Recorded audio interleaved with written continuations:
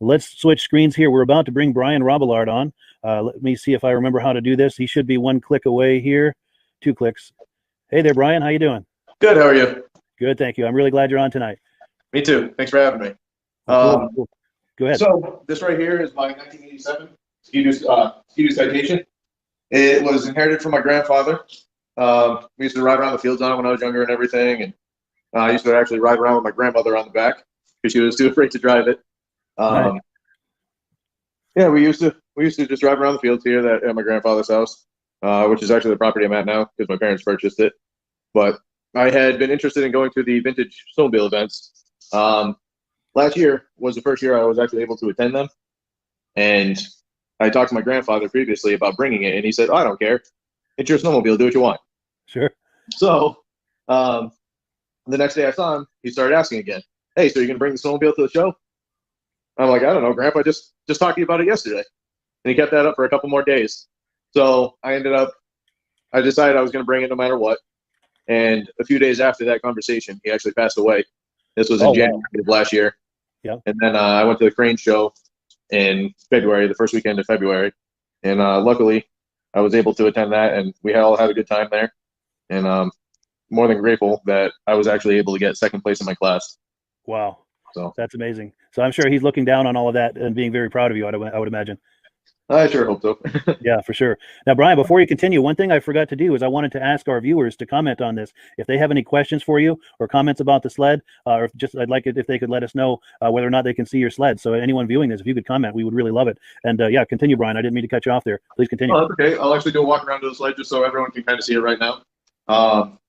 Like I said, it's an 87 Citation. Has never been restored. Nothing's ever been changed on it. It's all original except the windshield, which I ended up breaking when I was a kid. I drove into one of the apple trees. Oh, no. So we didn't have to replace that. But besides that, everything else is fully original on it. Nice. We just walk around and show you guys the sled. Let me I can actually open the hood for you. Yes, please do. So, yeah, nothing's been painted. It's just been cleaned up, polished. Yeah, that's very common for the Citations. You can actually see where you get the burn mark on the toolbox cover. Yes. But yeah, and then I don't know why my grandfather had that little piece of tin over the exhaust. Sure. Yeah. I left it there just because it's something that he put on. He was very influential in getting me into the snowmobile. So actually, I got his first snowmobile also, which is a 72 Elan. I started riding that here at his house probably around 4 or 5 years old. So he and my father got me into the snowmobiling at a very young age. Nice. And, I've definitely been hooked on it ever since.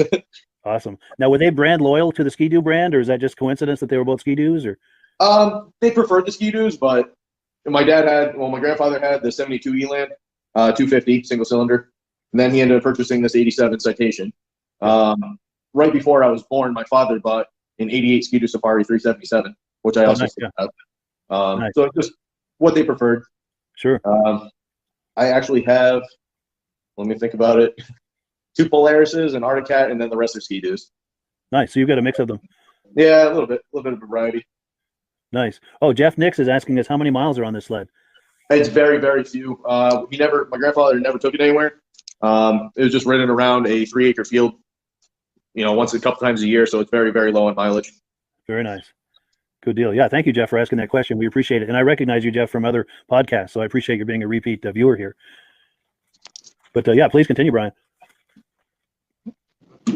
So I've been, last year I ended up taking up the cranes. Then after cranes, we ended up going to Bear Brook, which I went there with my wife, my friend, and his son, and we all had a good time there. So I hope to continue this. Snowmobiling has been a hobby for me ever since I was very little. But definitely doing these vintage events, definitely interested in, and it's something I want to keep continuing going. Nice. Yeah, those are a lot of fun, aren't they? I'm sorry, what was that? Those vintage events are a lot of fun, aren't they? Oh yeah, absolutely. Yeah. Now that I've gone to them and had the older sleds with the connection with my grandfather and my father, definitely something I'm interested in and I want to stay around. Nice. Hopefully in the near future we'll be able to actually get the Elan on here. Yeah. That would be cool. And I'm going to ask people to keep an eye out for you at the next crane show. I know I'm planning to go, and I'm going to keep an eye out for you, and hopefully you'll keep an eye out for me, and hopefully we'll run into each other and hang out a little bit. And absolutely. Anyone viewing, if you see either of us over there at the show, please say hello.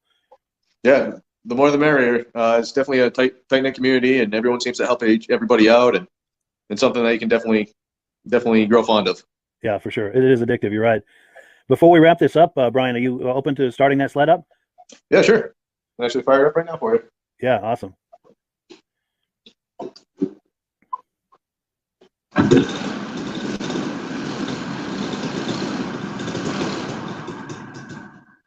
It's a little cold. Sure. No, that's cool. Yeah. If you'd like, do you want me to fire it up again, or? Yeah, if you feel like it. Yeah, and Outboard Marine is on here. He says, "Nice ski-doo, Brian. Thanks for sharing." So you're getting some comments here. There we go.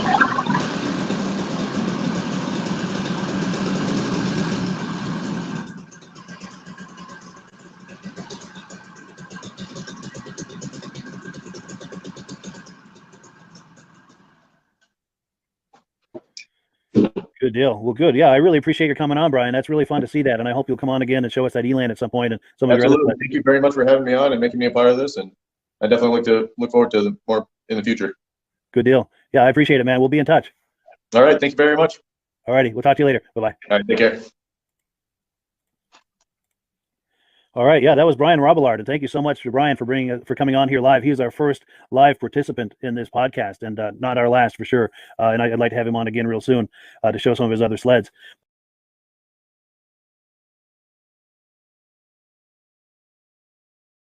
So let's not waste any time. Let's meet Jim Layton. Let me bring him to the stream here. How you doing tonight, Jim?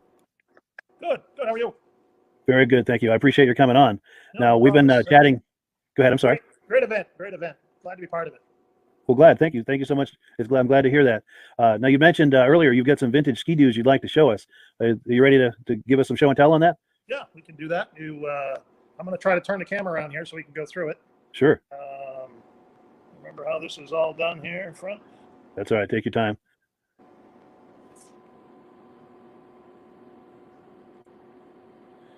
All right, there's my feet. Sure. All right, so we'll start with a sled that I just brought in. It's not a ski-doo, but it's pretty close. I remember those. 1971. I'm actually doing this for my cousin. He was looking for something that his grandparents used to ride, and that happened to be one of them. So we picked up 8 of them to see if we can make 2. So wonderful. Starting off, this one's a single-cylinder sled. It's got the slide rail suspension. It's kind of a Johnny Cash sled. Got a 400-gallon single motor and a slide rail suspension on it. So, sure. But it'll be a fun sled when we get it together and get it on the trail. Nice. So, yep. Now I'm going to interrupt you for 1 second, Jim. Yep. We've got a lot of comments coming in from people saying that they can see us and hear us. I'm going to ask them if they have questions for you to please post a comment, and as those come up, I'll read them and ask you the questions, and hopefully you have an answer for us. Well, we'll try. Wonderful. Yeah, please continue, Jim. We'll do our best. So we'll go over. I got a few motors. That's a Sachs motor for one of these ski rules. That's a 340 SS motor. It's, I guess from what I understand, it's a pretty desirable engine. I'm not much of a ski rule guy, so don't know a lot about them. Sure. Move on to my 66S motor with the twin carbs. Nice. Got the chassis of that down back. There's a motor from my 65. That's also with the chassis down back. The 64 motor and chassis are still together. They're all sitting in the trailer. We got a 440 TNT engine out of a 71 Ski-Doo. We'll move over on. Here we go. While you're going over there, Paul Bilodeau has made a comment. He said that's an oldie but a goodie. I'm not sure which of the engines or if it was the ski rule, but he likes what he's seeing. But please continue. We got a 292 Black Dot engine. Nice. This is a 71 340 TNT. Yeah. And this motor here was from one of the almost first racing sleds that my dad had, which I still have everything to. It just needs an awful lot of work. That's a 669. It has the dual carbs on it. Nice. So I've got that. I've got the whole sled. It just, like I said, it needs a lot of work, but it ain't going to go anywhere, even if I don't ever get a chance to fix it, just because, again, it's another one of his. Yes. We'll move over here. We've got a 340 Black Dot. It's a beaten up old machine that we like to race around with. I've done it in some grass drags, and we've taken it on some ice drags, some radar runs. We try to run it in a little circuit that we have here, but it hasn't got much running in that circuit. But it's a fun little machine to have around. So it's a fun toy to play with. Yeah, with that Black Dot, that's an interesting piece of history right there. Yes. Yeah. So then here's my lineup that for some reason I'm very partial to the 1970 Olympics. Yes. Not sure why. I just love the bubble nose. I've always had a 1970 Olympic for the most part. As a kid, I remember, I think actually the first one that we had was a 69 12-3. And what we're seeing here, closest one to me is a 70 12-3. That is this one here. I just got this fall to kind of looking in that 70 lineup that Skidoo had. The only one I'm missing is 335 had an electric start, one of these, and that would make the fourth round that they had in 1970 for the Olympics. But I have all three sizes. That's cool. So this one is the one that I just got. I'm going to do hopefully a lot of work to this, picking up a seat. Going to probably put it together first, get it out running and playing it, and then we'll strip it down. And I think that may be one that I might take and really clean up and paint really well, and then just work my way across the line. Yeah, that's a great foundation for a project. Yep. Next one's the 335, and that's a single cylinder, obviously. Yep. And then the next one over is the 399, which is a twin. Nice. So, Now, we do have some comments coming in. I'll interrupt you real quickly. Tom Peters, a mutual friend of ours, has come on. He's saying hello. He likes what he sees. And then Jeffrey Saunders says he has an Olympic as well. Yes. There's a lot of these out there. They are so much fun to drive. Yes, and they're iconic. Yes. The 399, I got that out of a barn. The barn actually collapsed. I did have to find another Callan for it and a steering post. But beyond that, everything else is totally original.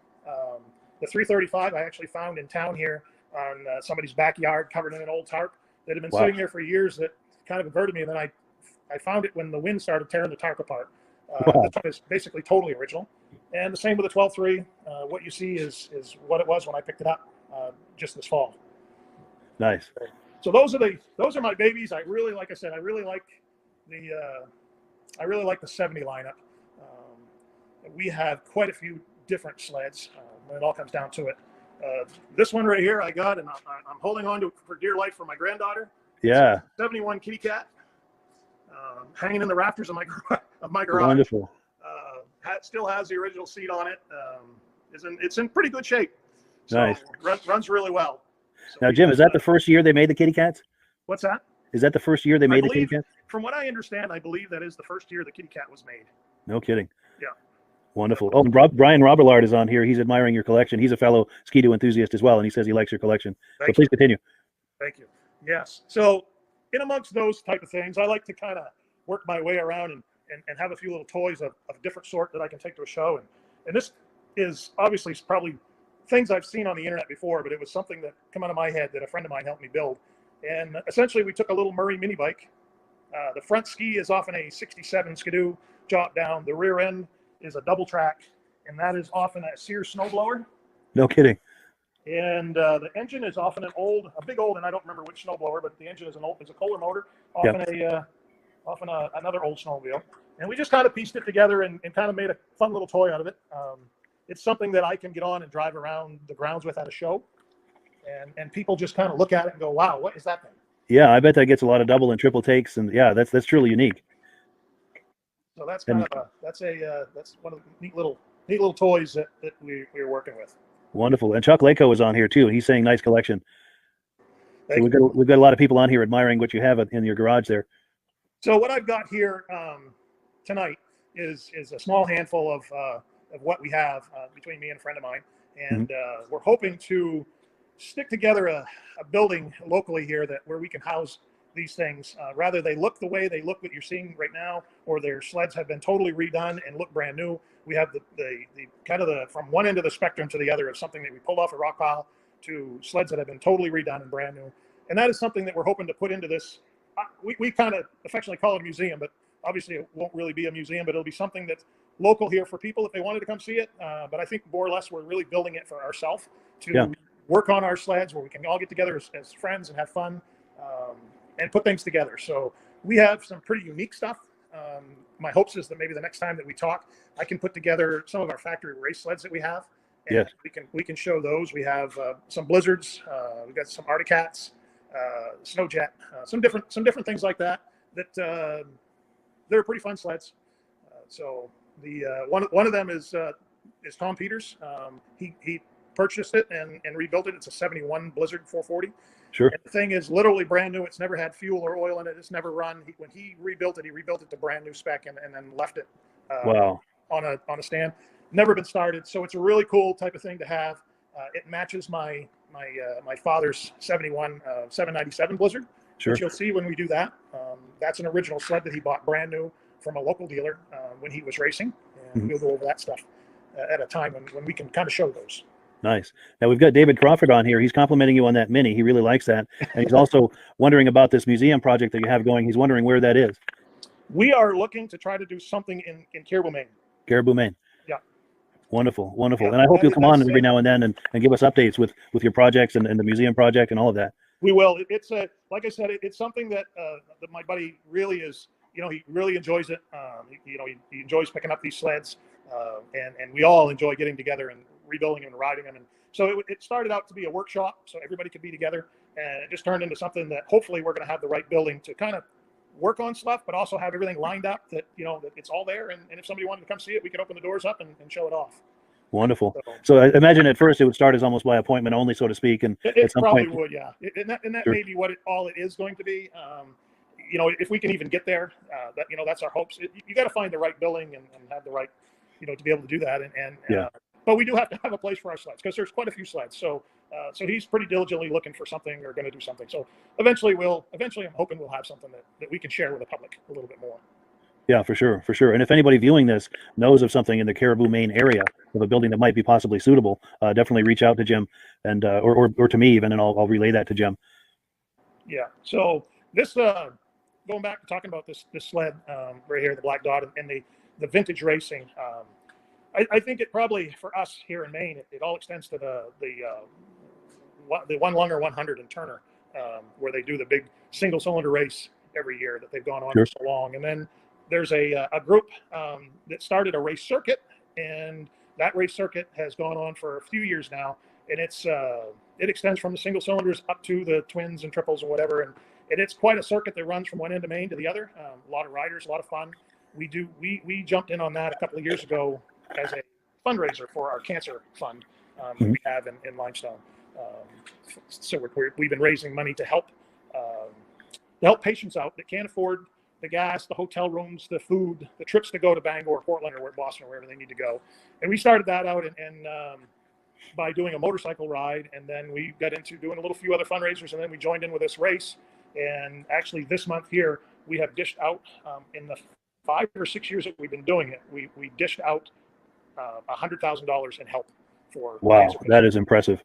So that is something that we're pretty proud of. That we just got word on that's the money that we've raised over the years and helped people out. So that's impressive, and that offers genuine help to people who really need it. Yeah. Now, do you have a website or anything for that fundraising effort? We don't. We have a Facebook page. It's called Brian's Ride.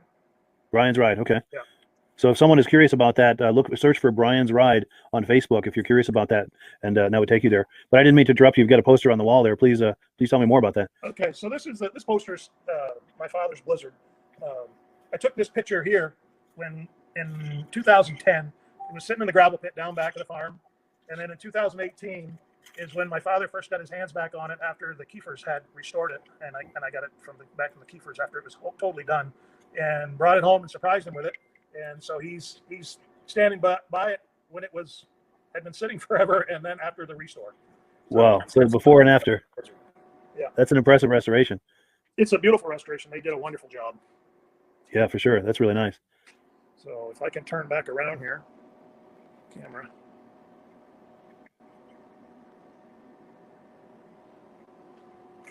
Oop, there we are. All right. So I'm not sure if anybody's got anything else. That's kind of what I got here for tonight. Yeah, I really appreciate your coming on. And David Crawford has commented, good work. He said it's really good work. Thanks. And yeah, I appreciate your coming on. And I hope you'll come back every now and then to show us more of your projects and keep us posted on the museum as well as the fundraising effort. We will. And hopefully if we can come out of this and we can have our race in March, I definitely will be back on to let you know how that's going. And if it's gonna come around, that's quite a race, and maybe we can have a little bit of video from that here and there. And Yeah, I'd like to talk to you about that. Yeah, once See how it once goes. we offline, we'll see if we can make arrangements to do something live from that race. Yep. And once you have dates or any kind of arrangements, keep me posted on that, and we'll put it on here. I will. I'll keep in contact with the operator of that from Tame the Track and see how he's coming with it, and we'll see how this whole COVID thing works out. And if we're, if it does work out and we can have a race, then I'll definitely get back with you on it. Wonderful. Hopefully sometime next month or maybe in February we'll have some race sleds sitting somewhere where I can kind of do the same thing again. Yeah, that'd be great. We would love to see those, and I'm sure the audience would as well. And we've got more comments. David Crawford says thanks to Mike and Jim, and your friend and mine, Tom Peters, says this is great. He really likes it. Yep, thank you. Appreciate it. Well, great. Thanks for coming on, Jim. Have a wonderful evening. All right, you too. All righty, take care. Yep, bye.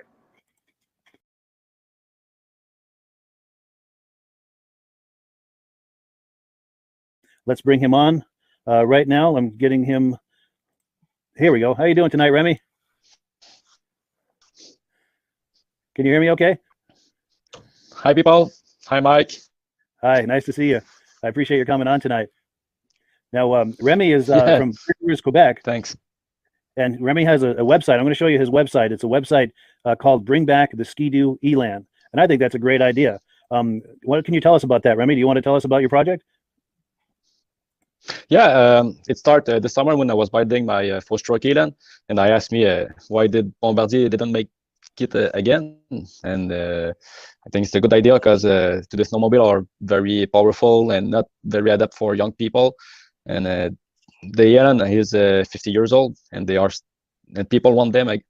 So I think it's a good idea to bring them back. Yeah, for sure. I totally agree. I think it would be nice to have a snowmobile with a low price point and something that's just as light and easy and agile to use as the Elan was. Those little Elans would go everywhere, anywhere that these big, powerful sleds would go. And I think these powerful sleds are great. The modern powder sleds are great. But I do believe that there's a place for something like the Elan, something really lightweight and inexpensive.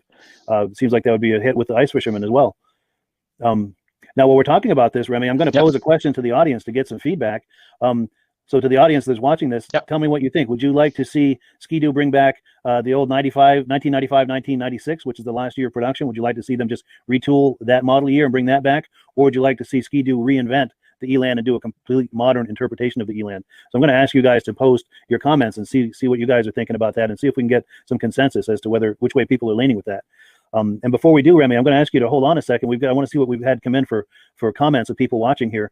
We've got John Spranger from Flame, Wisconsin. We've got Andre DePati. I'm sorry, I'm having trouble reading the screen here. Harry Batdorf from International Falls, Minnesota. Perry Kemmens from Pembina, North Dakota. Jim Layton, a good friend of ours. How you doing, Jim? He's wishing us Happy New Year's from the state of Maine. We've got Sam Field on. He said, good evening. It looks good and sounds good. Oh, I can put these right on the screen here, which is nice while I'm doing this. We've got Bill Cook from upstate New York. We have Scott Verdon from Michigan. Richard Murphy, first-time viewer from Draycott, Massachusetts. Welcome, Richard. I hope you enjoy this, and I hope you decide to come back and join us every week. We have a great time doing this. We've got Mark Maratsky, first-time viewer from Minnesota. Thanks for coming on, Mark. We really appreciate that. We've got Ray Nelson from Cumberland, Wisconsin, first-time viewer. Thank you so much, Ray, for giving us a shot and see what's going on here. We've got Kurt Isaacson from Lemoore, North Dakota. John Panuski from Anoka, Minnesota. Did I read that twice? I'm not sure. Anyway, we've got Brian Robillard, a good friend of ours. Brian is on here every week. We really appreciate your coming on. And Brian is from Putnam, Connecticut. John Baird, first-time viewer. Thanks for coming on, John. Appreciate it. Hope you'll join us every week. Tom Gregory from Armada, Michigan. Bill Desjardins from Alberta, Canada. We've got Scott Brown from the boondocks of North Dakota. Brad Curtis. Sounding good, he says. Brad is from Syracuse, New York. Jeff Brain from Lee, Massachusetts.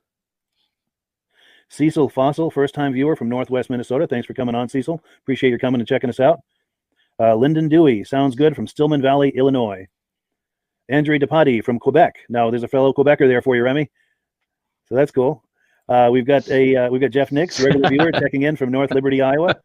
And yeah, we've got a lot of Quebecers. And by the way, we've got a lot of Quebecers that view this, so if you are from Quebec, please say hello and mention that you are watching from Quebec. We've got Jeff Spranger Jr. from Spans, Wisconsin. Rick Libby, first-time viewer, St. Andrews, New Brunswick. And I lost my place here on the... If I scroll, it really goes by. I apologize. Okay, here we go. Joe Lewis from Jackson, Maine. Marshall Lowe. I don't know if that's a person or a place, but Marshall Lowe, Jackson, Maine. Thanks for coming on. We really appreciate it. Lyndon Dewey, regular viewer from Stillman Valley, Illinois. Bill Cook. Yes, he's seen the price of the Elan go up $1,000. Okay. We've got Aaron Selly from Cabot, Vermont. I've met Aaron at some of the Vintage Snowmobile shows. He's got some really nice sleds. Aaron, we'd love to have you come on here live sometime, by the way. Let's have a side conversation about that. Send me an email if you would. If you'd like to come on, do some show and tell with some of your sleds. I know you've got a lot of them between your brother and your father. We would love to have some of that on here. Next, we've got Steve Dickinson, a good friend of mine. Steve Dickinson has a lot of really nice vintage Arctic Cats, and he is from Berlin, New Hampshire. We see him at a lot of the shows. Sam Field.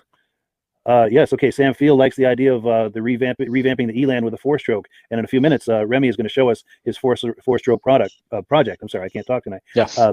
Remy has done a four-stroke conversion of a 1971 Elan, which is really nice. And once we've gone through all these comments here, we're just about done, and we're going to have Remy show us that. But I wanted to just say hi to everybody who's saying hi to us. We've got Paul Bilodeau from Gonick, New Hampshire. Thank you for coming on, Paul. I think you've been on here before. I recognize your name there. George Zanbelt from Windsor, Ontario, Canada. We've got Paul Noblock. Where is all the snow? Yes, if you're in the Northeast, not much snow. How you doing with snow up there, Remy? Do you guys have much snow up in Quebec? No, not at this time. Yeah, same here. We've got about 6 inches of that. It's pathetic. Yeah, it's the same thing. I'm maybe an hour or more south of you. I'm just over the border in Vermont. But just a few more comments to go over through here. Peter Chappell from Cuyahoga, New York. We have Brian Abrams, Lake George, New York. Paul Noblock, Wausau, Wisconsin. Francis Benson. Okay, now we're starting to get into some comments about the Elan. Francis says he loves the idea for the Elan, and I bet he's looking forward to having you fire that up and take a look at that project you've got. Let's see. Alden Banks from New Brunswick, Canada. Diane Baker from New York in the Catskill Mountains. Thanks for coming on, Diane. We appreciate it. George Harrisumchuk. I'm sorry if I'm butchering your name, but George is from Kenora, Ontario, Canada, and he thinks a liquid-cooled Elan would be great with more suspension travel. That's a great idea, George. What do you think about that, Remy? You like that idea? Go ahead. I want to keep.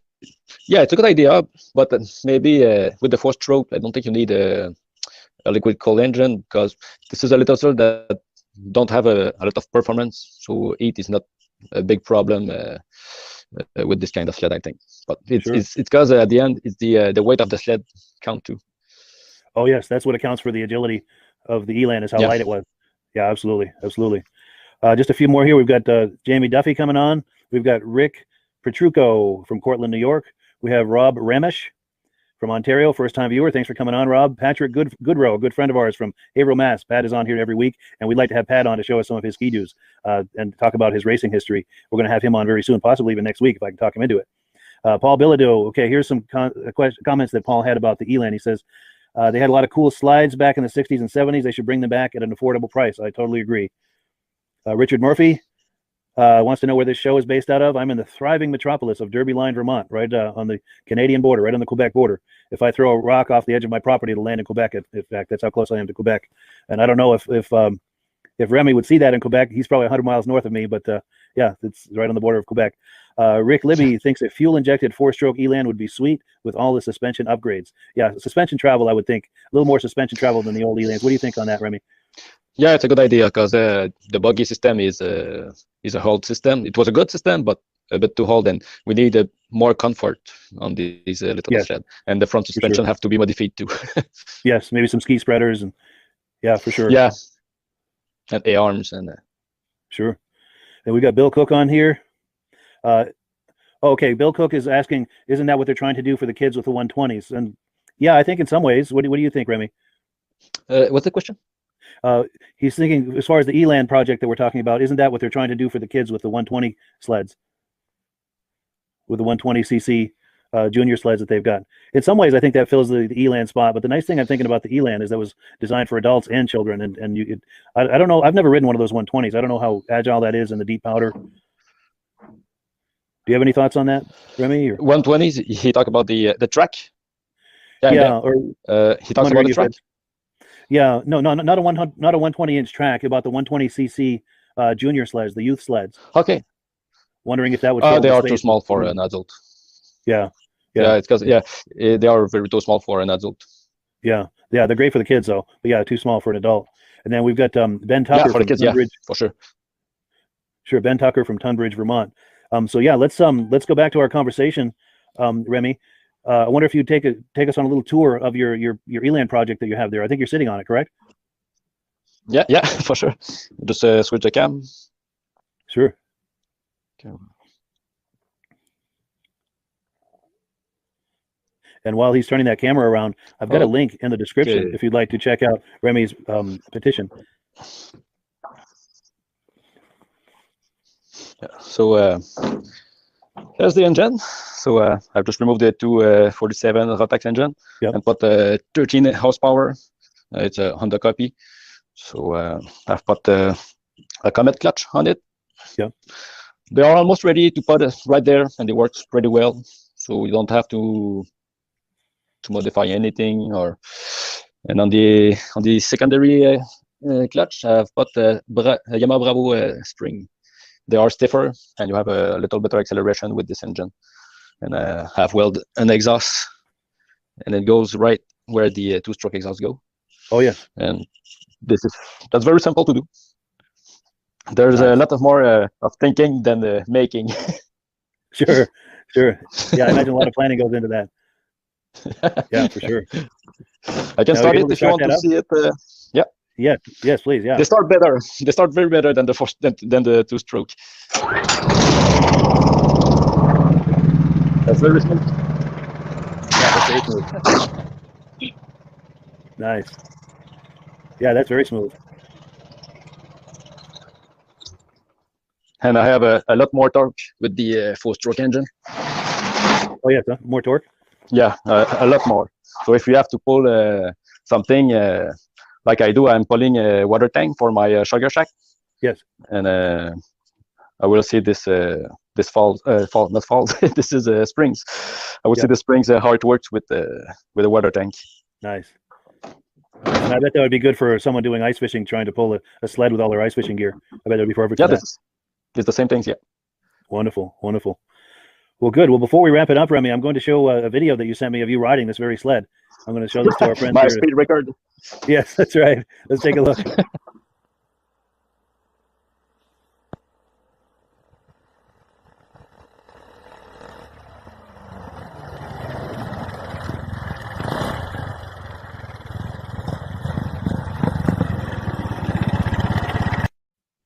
Yeah, there you have it.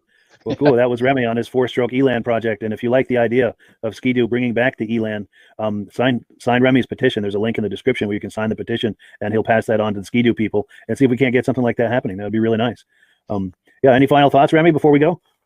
I will say thanks to all people who's watching the podcast, and thanks for sharing and signing the petition. I think together we can bring back the Elan, but we need a lot of people who sign this. And I will make a call to the CEO of Bombardier to try to change his mind.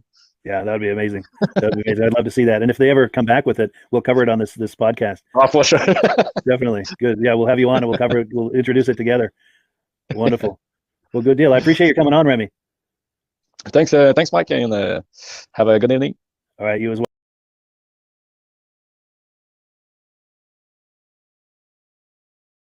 I'm not going to keep Joe Roscoe waiting any longer. Let's bring him on to the podcast and turn his mic on. How you doing, Joe? Good evening, Mike. Good. Well, good. Yeah, thank you so much for coming on to the podcast. Now, Joe is on here from Ontario, and he's at his family dealership, his Ski-Doo dealership. He's got some incredible show and tell that he's going to be sharing with us tonight. I'm going to put a banner up on the screen here.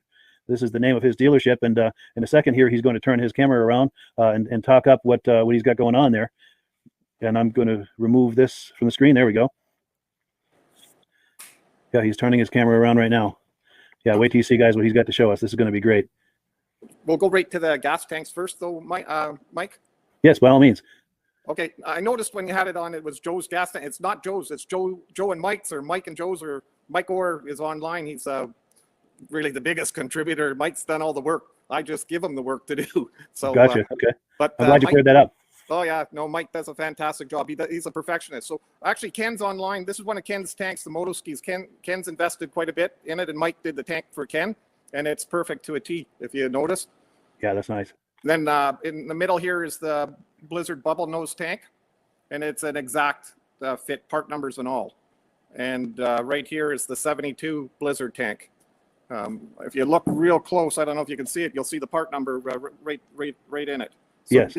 These tanks are an exact fit, better than better than the new ones, better plastic. And Mike is a perfectionist, so you can guarantee that they're perfect to a T. One other thing Mike's done for me is the head. That's a 70 Blizzard 340 for the bubble nose. That's the head, and he's currently working on that cylinder as we speak. Wonderful. What Mike is also working on, we've got a 71 wide body Blizzard tank, and Mike probably, I hope his iPad doesn't blow up right now, but we're trying to have it ready by the end of February, so hopefully that'll be out. With Ken's got different vintage motoski parts too. He's got chain cases, trunks, belt covers. So if you need anything, get in touch with Ken at kensrehab.com, I believe it is, and you'll be able to get motoski parts. For the tanks, you can get in touch with my son at the store here, or Goose is going to be selling them in the U.S. So Goose in the U.S., that's Ken or Ron Thompson, and he's looking after U.S. sales for us. Nice. And Ken and Mike are both in the comments right now. So if you are curious about these tanks and want to reach out to either of them, just contact them in the comments there and get a conversation started. But yeah, this is great, Joe. Go ahead. Please continue. Yes. So I'll try and give different views so that everyone can see. So we're hoping to move these tanks. Basically, what people have to understand is shipping. We can do nothing about shipping. Shipping's expensive. Can't do anything about it. And right now, we're really not making money. We would just like to break even. The cost of the mold is very considerable. So Sure. It's really just the hobby and to get things done. Gotcha. Now, John Fitzgibbons is watching, and he's wondering who he might contact in the U.S. To get some of these tanks. I know you'd mentioned Goose as your U.S. contact. Is there a phone number or something for him? Yes, I'd have to post it. I don't know it off heart, but I will post it for everyone. Wonderful, wonderful. And also, if someone is curious too, you can email me after the program, and Joe will share that information with me, and I can relay that to you. And also, as you can see here, Ken Haberman is on, and he's got his contact information there. You can find him in the comments of this video if you'd like to reach out to him. But yeah, please tell us about this citation. That's a 1980 Citation SS. It's pretty well perfect. It's not the one we had as new, but my wife had one exactly. We bought it, the first new sled we ever bought, and so, it was one of the favorites I wanted to pick up, and finally did. And so I got it now on display. Yeah, I remember those when they came out. I was a teenager and I was madly in love with those. I'll just take a walk around. I've got a few more. These are kind of some of the ones I have, just special ones I put on display for everyone to see in the store. I like that RV. Yeah, they were a little bit hard to find sometimes, but I've got a couple of them actually. Yeah, and tell me about that racing sled, if you would. Do you mind going back for a second? Which one? That one right there in the center of the screen. Okay, that one actually originated from Kirkland Lake. It was. Oh, no kidding. Yeah, it was bought. It came out of Barrie. The fellow was my age. He bought it brand new for I think $5,500, and he raced it, and then it ended up in different places. And I got it from back. It came from Gary Peltola out of Thunder Bay. Yeah. So it's nice to have the history on it. And then the MXZ, the one in the corner was 2005, the last year of the 800 in Snowcross. So that was my son's last sled. I kept it just as a memento. And then you see the Elite up in I have a couple of them. I got one at home. I drive around right now on the ice. Wow, that must be fun. Yeah, they're kind of a hoot to play with. And then the Can-Am, Mike gave me the Can-Am motocross bike. Nice. Is that late 70s? Yeah, around 74. 74, okay. And then my Millennium Mach Z. The Alpine. Is that the year they had 1,000cc on the Mach Z? No, 800, that one. 800, okay. Yeah. So the Alpine, it's 68 Alpine. That's one of my favorites because my dad had bought us one brand new when we were kids. So that was the first sled we had as kids, and it was always fun to drive. Electric start, have the opposed 18. Yeah. Then, up beside the 72 340 Blizzard is 2007, the last year of the 440s. I think that one has about 25 miles on it. That's about it. Oh, no kidding. Yeah. And then the first year, 2008, the XP, that's a 600 XP MXZ. And then I believe that's a 2007 600 SDI. Yeah. So, and then, of course, the anniversary sled in the corner. It's just fun collecting and doing that kind of stuff. Yeah, for sure. Now, do you have? Go ahead. I'm sorry. you meet a lot of nice people, and I've gotten to know a lot of really good people and a lot of good friends with it. Yeah, I'm sure. I apologize. My cell phone's going nuts here. I had muted my microphone there for a second to keep it off, but I wanted to respond to you. But yeah, please continue. So I'll just go back to the tanks to get a good look. So we're hoping to get interest in them just to get them out and get just get something back for all the work in the molds, but really. And like I said, if it wasn't for Mike, we'd never be able to do this. Yeah, for sure. That's cool. Now, I'm sorry, I'm trying to mute my phone here while we're talking because it's going nuts. Here we go. That ought to do it. Did I see a black dot on the rack there in the shop? Yes, there, and an Elan is up there too, I think, and a Blizzard and a TNT. Yeah, 74 TNT free air.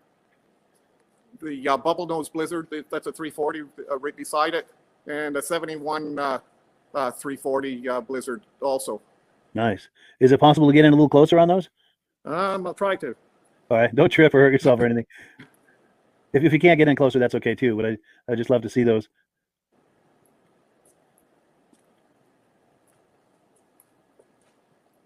There's so much stuff in the store here; it's just hard to get around. Yeah. I don't know. Is that a little bit better, Mike? Yeah, I'm liking that. That's wonderful. Thank you. Yeah, I wonder if you could tell us about some of those. Any details or any stories behind any of those? Yeah, the 340 was from Kirkland Lake here. It was a local dealer here, and so it's been around here its whole lifetime. I was lucky to track it down and bring it back and restore it and put it back to the store. It's nice when you have the history on it. Yeah. Actually, I remember going as a kid and drooling in the dealership looking at those. Yeah. Yeah, for sure. And then that one on the far left, is that like an early 60s, one of the early production models? Yeah, that's a 62, I believe. 62, yeah. 62 tin cab. It's got the JLO engine, that one. Yeah. And does it have the wooden skis or the steel skis? Or Steel skis. Steel skis, yeah. Yeah. Nice. And then to the right of that is what, an Olympic? Olympic. That's okay. The 12.3. Oh, yes, yeah. Good. And what year is that Elan? It's a 78. 78, yeah. So. And then that's a free air TNT? Yeah, 74 400. 74. Very nice. Very nice. I think that's the 399, the black dot. Okay. Yeah, those are nice. You don't see many of those. Would you like to talk up the dealership a little bit? I know this is a family dealership. I wonder if you could tell us a little bit about the history of it and what brands you have and anything you'd like to say about it? Actually, the dealership now is owned by my son, Tanner. So him and his sister actually work in the dealership, and they do quite well. It's 100% BRP. So they sell all Ski-Doo, Can-Am side-by-sides. As you can see, all the different ones here. All the clothing. Sea-Doo, he also sells. He's big into fishing. So he's got a line of fishing, hunting, guns, steel products. I've got because I'm a logger, really. I've got a couple things. I got a vintage, an old vintage chainsaw here. Oh yes, yeah. And then even the chainsaw for cutting cement. Oh, no kidding. Oh yeah. So is that a chain with a special type of teeth on it that is designed for cutting through concrete, or how? Yeah, it's got it's a carbide chain. Okay, yeah. And you feed it with water just to keep the chain lubricated and cool and keep the dust down. Yeah. But it actually works very well. So yeah, that's cool. We've got a real variety of stuff, and it's a nice occupation and a hobby actually. Yeah, for sure. And I'm more the tinkerer into the old stuff. One time we had a snowcross race team. That's how I got to know Mike, and we became very good friends. And a lot of the sleds, I tried to keep one every year of the race sled. So I've got some of those tucked away, and that was a fun sport. Yeah. Yeah, we'll have to have you on another time. I know that you've got another building there with some other sleds, and we'll have to have you on sometime and look at some of those. Oh yeah, I've got all different makes and models. I have some few Arctic Cats, Yamaha, Rups, Snowjet. Snow Runners, Husky, Diablo Rouge, you name it, I collect them all. Very nice. Very nice. Now, before we wrap it up, do you have any, what would you say are some of your earliest memories of snowmobiling back in the day? Really, the earliest ones was riding the old, or being able to ride or get a ride on the old double tracks. That's what it was. The early pre-1965. I think they were 8 horsepower at the time. Wow, And- like the old Alpines. Yeah, and Yeah, so nice. when you were kids, you never had the luxury to ride the snow machines. Even looking at them, and sometimes just being able to run on the packed trail was fun. Yes. So Did your family do a lot of grooming with that Alpine that you had, that first sled that you had? no, we just drove it, rode it. A recreational all sled. over. Wonderful, wonderful. Well, good. I'm going to put that graphic back on here one more time for a phone number. So if anyone has questions about those tanks or anything else that they see here in the dealership, that is how they would get a hold of you, or with your son Tanner, I believe. That's right. Wonderful. Well, good. Well, yeah, I really appreciate your coming on tonight, Joe. Okay, it was fun actually, Mike. Enjoyed it. All right. Well, thank you so much. We'll have you on another time.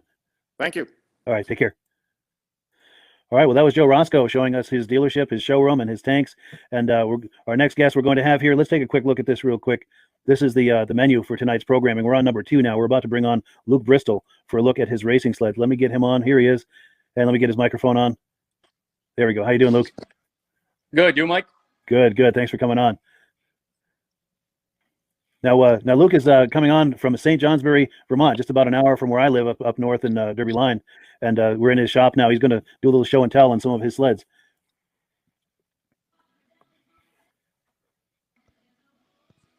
And he's turning his camera around. Here we go. Let me put you on full screen here. So this is a 1971 EXT Special. I picked up like maybe like 5 miles down the road from my house. Yeah. I'm still looking for the person that raced it. They obviously raced it, but I haven't found anybody that knows anything yet. Sure. Now, have you raced it yourself or have intentions of racing it? No, I've had it running. I've driven it around a little bit, but I'm probably not going to race it. Sure. Yep. It didn't have the motor in it, so I found the correct motor and the pipes and all that stuff. So it's all correct as far as I can get it right now, and then Nice. We'll see where it goes from here. Nice. Yeah, that's a cool project. I like that. Is that a period sticker, that AC sticker? Which sticker is this? That AC sticker on the left side of it? Oh, I don't know. It's period. It was on there, so I believe it's period correct. I do not know. Nice. It was on there. Then the person that I got it from had a 440 Hertz in it for driving on the trails. So I see. Yeah. they used to just drive it on the trails. Gotcha. And then you replaced it with Then this. Go ahead. I'm sorry. Yep. I put the right motor in it. Yeah, that's cool. I like those Emily stickers too. Then the next one is a 68 Panther with a 372 Hertz in it. And it's got a single Montana pipe on it. Yeah, that's cool. I bet that sounds good when it starts up. Yeah, it sounds definitely good. And this one was only maybe 3 miles from up the road from my house. Yeah. Now, is that a fuel tank there on the side of the engine? Yep. 68s had the suitcase fuel tanks. And then 69, I think they went to the trunk. In the rear. Okay, yes, I remember those. I believe. Yeah. Now, is that suitcase tank removable so you can take it to a gas station to go fill it up and then bring it back to the sled and hook it on? Or Yep, you can take it right out. Yep, you can take them right out. that's actually a cool idea. Yeah, I don't know why they switched to the trunk because they all just rusted out anyway. Yeah. Yeah, because we had a 69 Panther back in the day with a fuel tank in the trunk. It had excellent traction, but boy, if you got that stuck, that was really heavy trying to yank on that. Yeah, definitely. Yep. And then I have a 70 Motoski SM634 that was Frank Scott's race sled from Maine. Yeah, I guess he was a big Motoski dealer down there. Nice. So this has some racing history. Yep, this has race history. I had the motor. I took the motor apart, resealed everything, and it's all finger ported. The crank's been welded and banded. It's ported pretty heavily, and it is definitely loud. I bet it is. Yeah. I like those pipes. Have you had a chance to drive it? Does it have some get up and go? I have driven. I do. Yeah, I do drive this one. Yep, this one goes pretty good. I bet it does. Yeah. How does that handle? How does a sled like that handle? Not good. No. Definitely doesn't handle the best. So it took a lot of body English to race a sled like that, I imagine. Yeah, definitely. It is one long sled. I think I could fit all my kids on this sled. That's cool.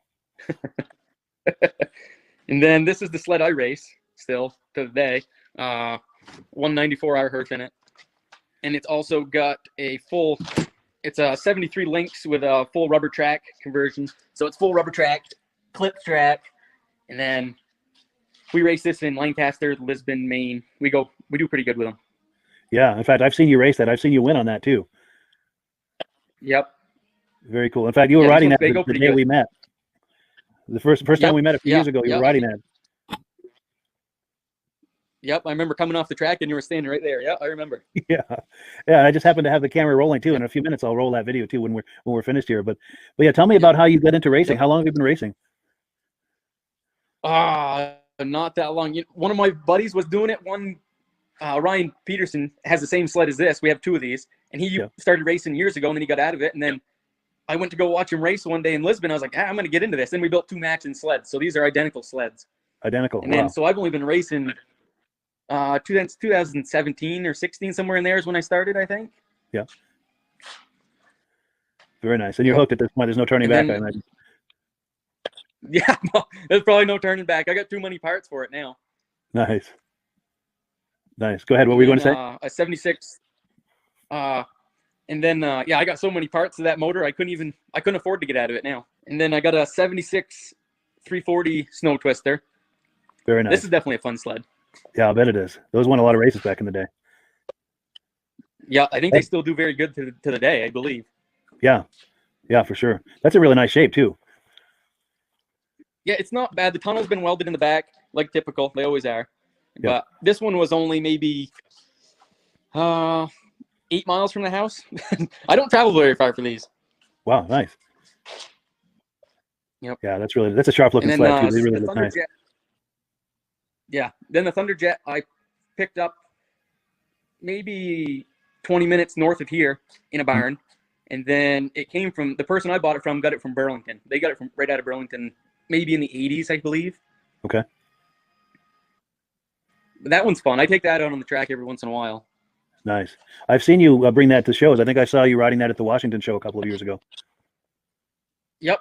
I bring it to the shows and I'll ride it around. Yeah. That's definitely that's a fun sled to ride too. Yeah. Yeah. Yep. Very cool. And then you said you do some fabrication of some, I think, engine mounts, I think you said, right?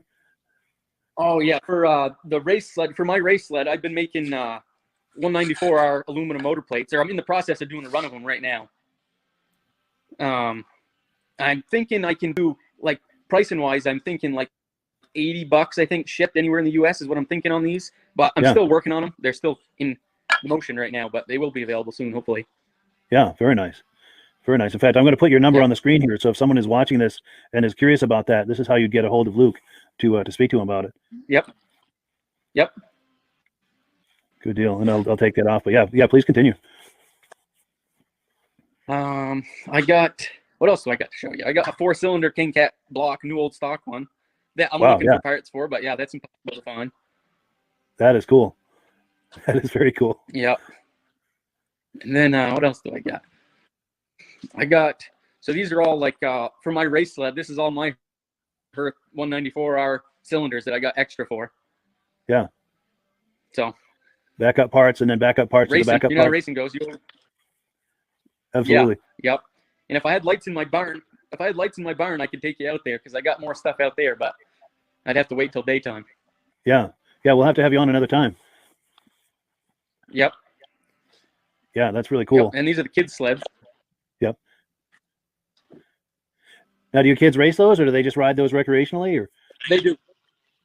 They race these. This one's got a 206 Briggs in it that's runs on methanol. Methanol. Yeah. So they all look the same. But, yep. And then the green one is a Champ motor that runs on C14. Okay. And the kids enjoy that? Yep. Oh yeah, absolutely. They ride more at the house than they do anywhere else. End up wrecking each other all the time. Demolition derby. Yeah, absolutely. Yep. Nice. Now I know when we were speaking, you mentioned your day job is you have a powder coating business. Do you feel like talking that up in case anyone's in the area that might like to avail themselves of those services? Yeah, we have performance powder coating right in St. Johnsbury, right at in the Fairbanks Scales building. Okay. We have an oven. We do a lot of race car chassis, like quite a few a year. We have an oven that's 8x8 by 16. Yep. So we can do pretty big stuff. Yeah, you can get a big item in there, a vehicle probably. Yep, absolutely.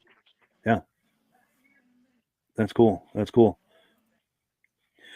Well, cool. Any final thoughts before we wrap it up? Or I don't believe so. I think I wrapped everything up that I got in my shop. yeah. Well, this is really cool. I appreciate you coming on, Luke. Yeah, not a problem. Good deal. Yeah, we'll have you on another time to look at that the items in that other building sometime. Yeah, absolutely. That'll work. Hopefully I can get some All right. lights out there.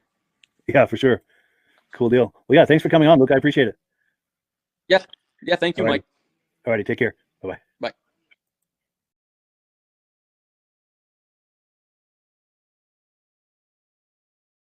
Let's bring Jim Layton onto the stream here. And how you doing tonight, Jim? Oh, I don't have his mic. Sorry. Too much going on here. There we go. I think we'll be able to hear you now. There How you we doing, go. Jim? How are you? Good. Thank you so much for being on. I appreciate it. I see Tom's on. Hey, Tom. Oh, I think the audio dropped on you. You hear me all right? Oh boy, yeah, we lost your audio, Jim. I'm not sure what happened. Let me click and then click it back on and see if that fixed it. How's that? Yeah. Oh no, boy, we're missing your audio. Oh wait, maybe that's just on my end. Let me try this. Yeah, if you could say something for me, Jim. Yep. How's that? Okay, the audio is back. I'm not sure why that did that, but we're back in business here. Yeah, Jim is here. He's got some things he wants to show us. Yeah, take it away, Jim. I'm going to hand it over to you if you want to switch that camera around. And then while you're switching the camera, I'm going to ask people to comment on what Jim is showing us. If you have comments or questions, yeah, just ask away, and he'll be happy to answer questions for you.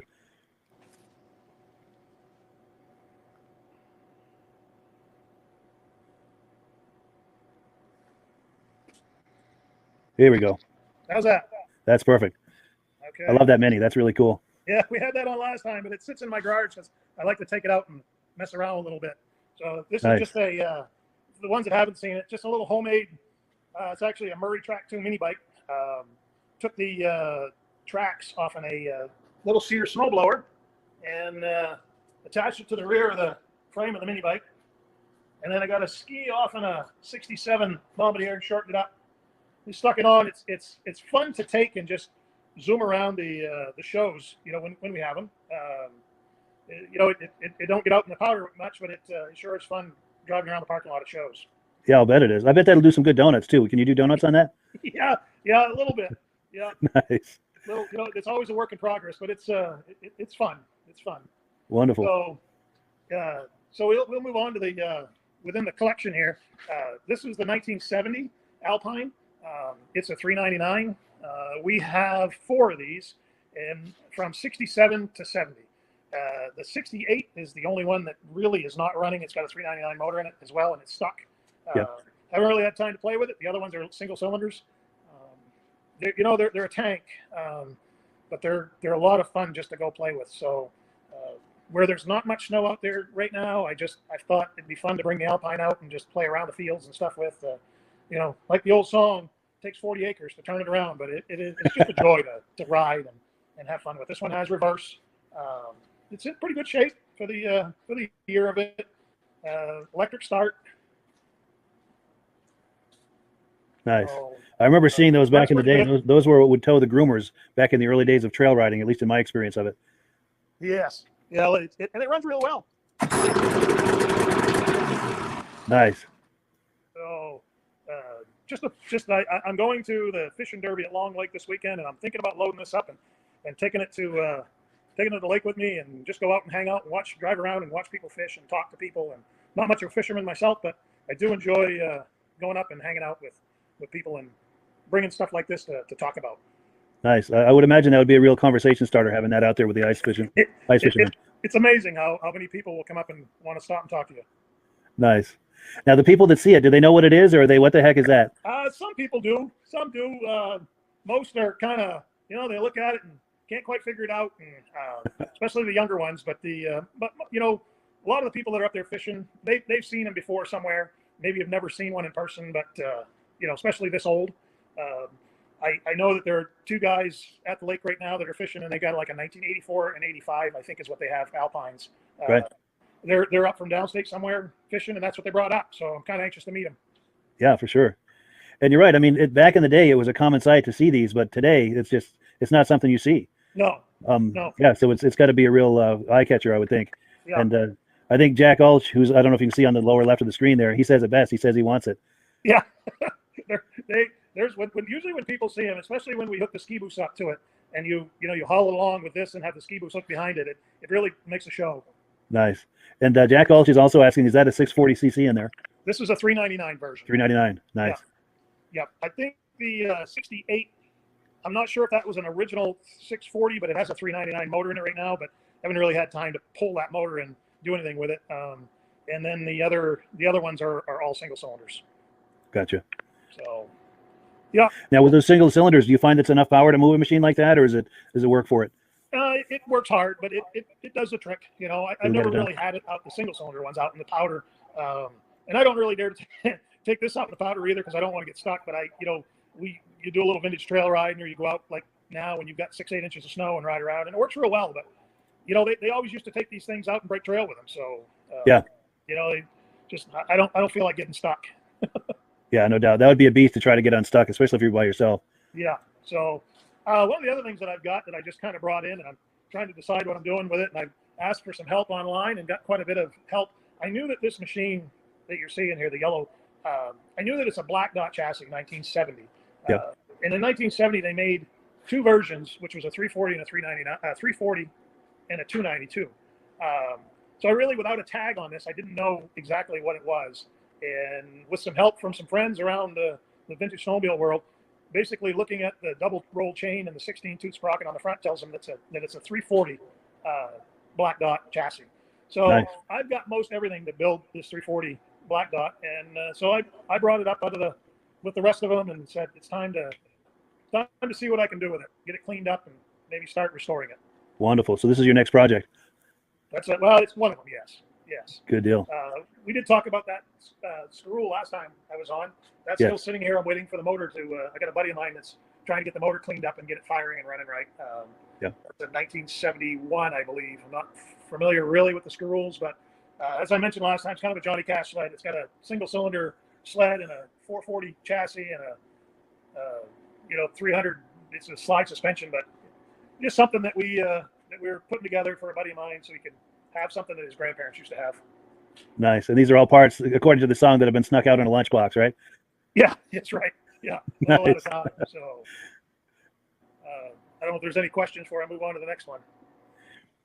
Yeah, definitely. To the viewers, if you have questions at this point for Jim, by all means, post them. And yeah, he's going to show us a few things while we're waiting for some questions to come in. Just a few motors. So we talked about this last time. It's a 72 Kitty Cat. Yeah. Really good shape. Waiting in the wings for my granddaughter. She's only 18 months old, so it's going to take a little bit before she can get on it, but I can't wait. She's got that waiting for her. Yeah. Now, if you could go back a little, was that a purple mini bike? Was that one of those old Arctic Cat mini bikes? This one's not an Arctic Cat. I've been looking for one because I want to get one for my kitty cat. Yeah. This is just a little. I can't even remember now what the name brand of these two mini bikes are. But they're the old schools. They're from 1970. Yeah. I built this one for my daughter when she was like 3 years old. She's 28 now. And last summer, I built this one for my granddaughter. And like I said, she's just over 18 months old now. So just figure I'd hang them in the rafters until she's ready for the toys. Very nice. Yeah, she's got a nice childhood waiting for her. Yeah. That's going to be fun times. So the last thing I got to show you, we'll move on here, is I had my father's 797 Blizzard. This is a 1971 Skidoo Blizzard. There was 170, I should have looked before, but 170 some made of these sleds. They were just built for racing. He bought this sled brand new in 71. I guess from what I understand, the rough cost of these sleds are around $2,500. Wow. For this machine back then, so that was quite a bit of cash. Sat down in our farm here in disrepair for a long time, and till Rob and Leo Kiefer from Caribou come along, and they grabbed it up, they took it over, and they restored the whole thing, and now she's all back to, maybe not brand new, but it's pretty close. I think it's probably 90% original. Had to have a new track put on it, and we can only find, I think, one exhaust pipe at the time when we pulled all the parts together. And so they had brand new exhaust built, the motor totally redone, and brand new seat built.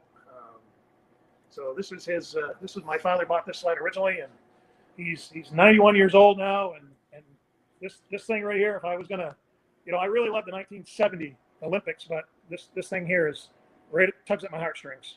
Yeah, for sure. Love this machine. And I bet your father likes to see that as well. That must bring back a lot of memories for him. He does, and he's always been really good with mechanics of these things, and he can take this thing and tweak it and make it just sing. It's really it's amazing how he can sit down with this machine and just with a screwdriver and do a little tinkering before you know it, the thing is running like a top. That's amazing. Now, speaking of which, Dick Kafez is watching, and he'd like to know if you could fire that up. I can fire that up. I think I can fire it up. I'll set the phone down, and as long as I don't make a mistake and flood it. Okay, sure. I'll get it fired up here. But I'll let me see if I can set my phone down so they can see it. Sure. Let's see here. I'll pick it back up once I get it running, but I hope the phone don't fall. That's all right if it does. We'll understand. We'll be waiting for you. All right. We'll give her a little airplane fuel.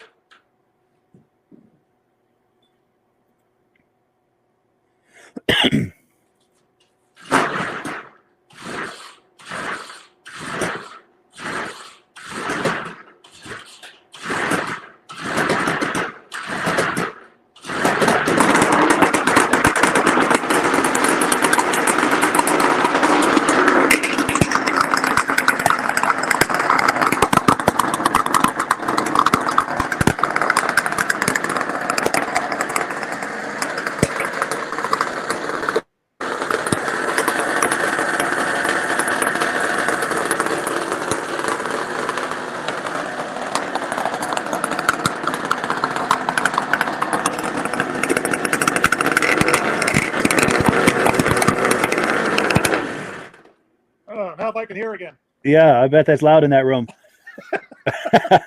I love that. I love that crackle though. That sounds amazing. It's an amazing machine. It's I can't imagine how they raced these back in the day, but yeah, they all did. Tom Peters will be able to tell you all about that. Yes, in fact, he left a comment. I don't know if you can see it or not. He's saying he remembers racing against that. Yeah. They were all good friends and raced good together. Nice. Oh, and yeah, and Tom Peters also says he remembers it well, and to say hi to your dad. He must remember your dad as well. Yes, he knows my dad well. Yeah. Nice. And then one comment from earlier too. It's out of sight now, but Jack Ulch was asking where in Maine that you're located. I'm located in northern Maine in Limestone. Northern, okay, Limestone, Yeah. okay. And then Jack also mentioned those mini bikes, those purple mini bikes. He's thinking they might be Rupp mini bikes. No, I've always wanted to find a Rupp, but they're not. I know they're not Rupps because I have a good friend that has a Rupp collection, and they're not Rupps, but they're. I think the pink one is more like a Sears bought bike. Yeah. And I thought the purple one at first when I got it because of the lay down handlebars was an Indian, little Indian, I guess they called them. But I found out that wasn't it, and somebody told me what the name it was. I just can't remember what it was. Sure, well that's all right. Yeah, and I have a third one that I built this summer. I actually have it on a stool in my office. I had it painted green and did a lot of work to the motor. It's souped up and it'll run about 45, 50 miles an hour with me on it. Wow, yeah, that's pretty darn quick. So it'll roll right along. That's impressive. Yeah. That's impressive. Now, I know this is getting off topic a little bit, but I keep catching a glimpse of a Chevy pickup truck there. I wonder if you could just give us a quick look at that. So I got this, I don't know, 4 or 5 years back. It's a 1987 short box, 4-wheel drive Chevy pickup. Had a plow on it when I bought it. And I bought it and said, I'm going to use that to plow with, even though I had a truck with a plow on it. The price was right. Sure. And I brought it home and I played around with it. And I got to looking at it and I'm like, this thing's worth a lot of money if I fix it up. And so again, I always think about my granddaughter and I'm like, so I brought it in the garage and I started buying parts for it. I'm going to strip it down, probably not frame off restoration, but I'm going to strip it down and get it right and get it painted. And I told my daughter, I said, I have 15 years to do it before she turns 16 years old to get her license. So I got a little time to fix it, but that's what I'm going to shoot for. Cause it's a really nice truck, really solid, besides a few panels that are rotted and rusted here or there, but so a little bit of work, I'll have her done and get it ready for her to play with around the fields and then hopefully use it for her to drive someday. Awesome. Yeah. She's going to love that. It's a great project. And you're right. All fixed up. That's going to fetch a few bucks. Yeah. That's a good investment. These little short bed square body trucks fetch a lot of money when they're right. Nice. That's cool. That's a good investment right there. Yeah. Good deal. So those are the toys. I don't know if this thing will start, but it's we'll give it a whirl. Yeah, by all means.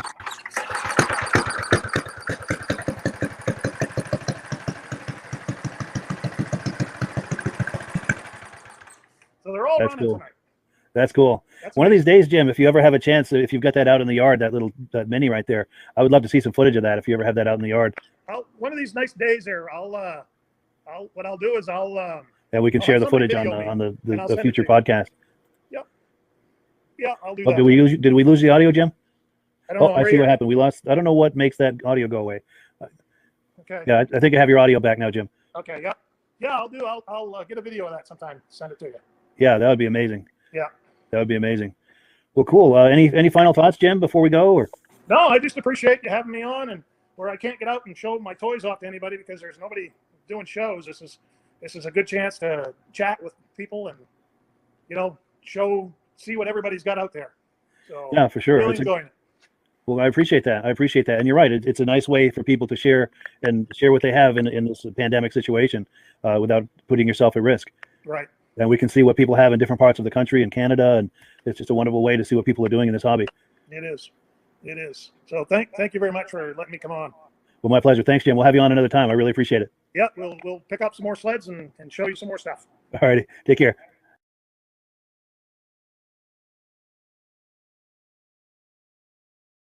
So we can, he's got some show and tell for us. How you doing there, Josh?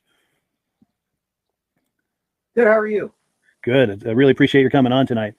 Now, when we were talking a little earlier, we had a little bit of a delay. I don't know if we still have one or not, but delay or not, we're going to try to work through it. I'm going to give you the floor, Josh. Let you show us what you have there. Yeah. Awesome. Just want to start by saying thank you very much for giving me the opportunity to promote my little program I got going here. Facebook group, Northwest Vintage Snowmobile Classifieds, and it's a fairly new group. And my goal here is to try to keep vintage snowmobile racing alive out on the West Coast. It's the last few years, it's kind of stepping back up, but there was a pretty good lull for about 20 years, and I just don't want to see it die again. So my goal is to, keep all these old sleds out of the scrap yards and, provide parts for all of our local racers.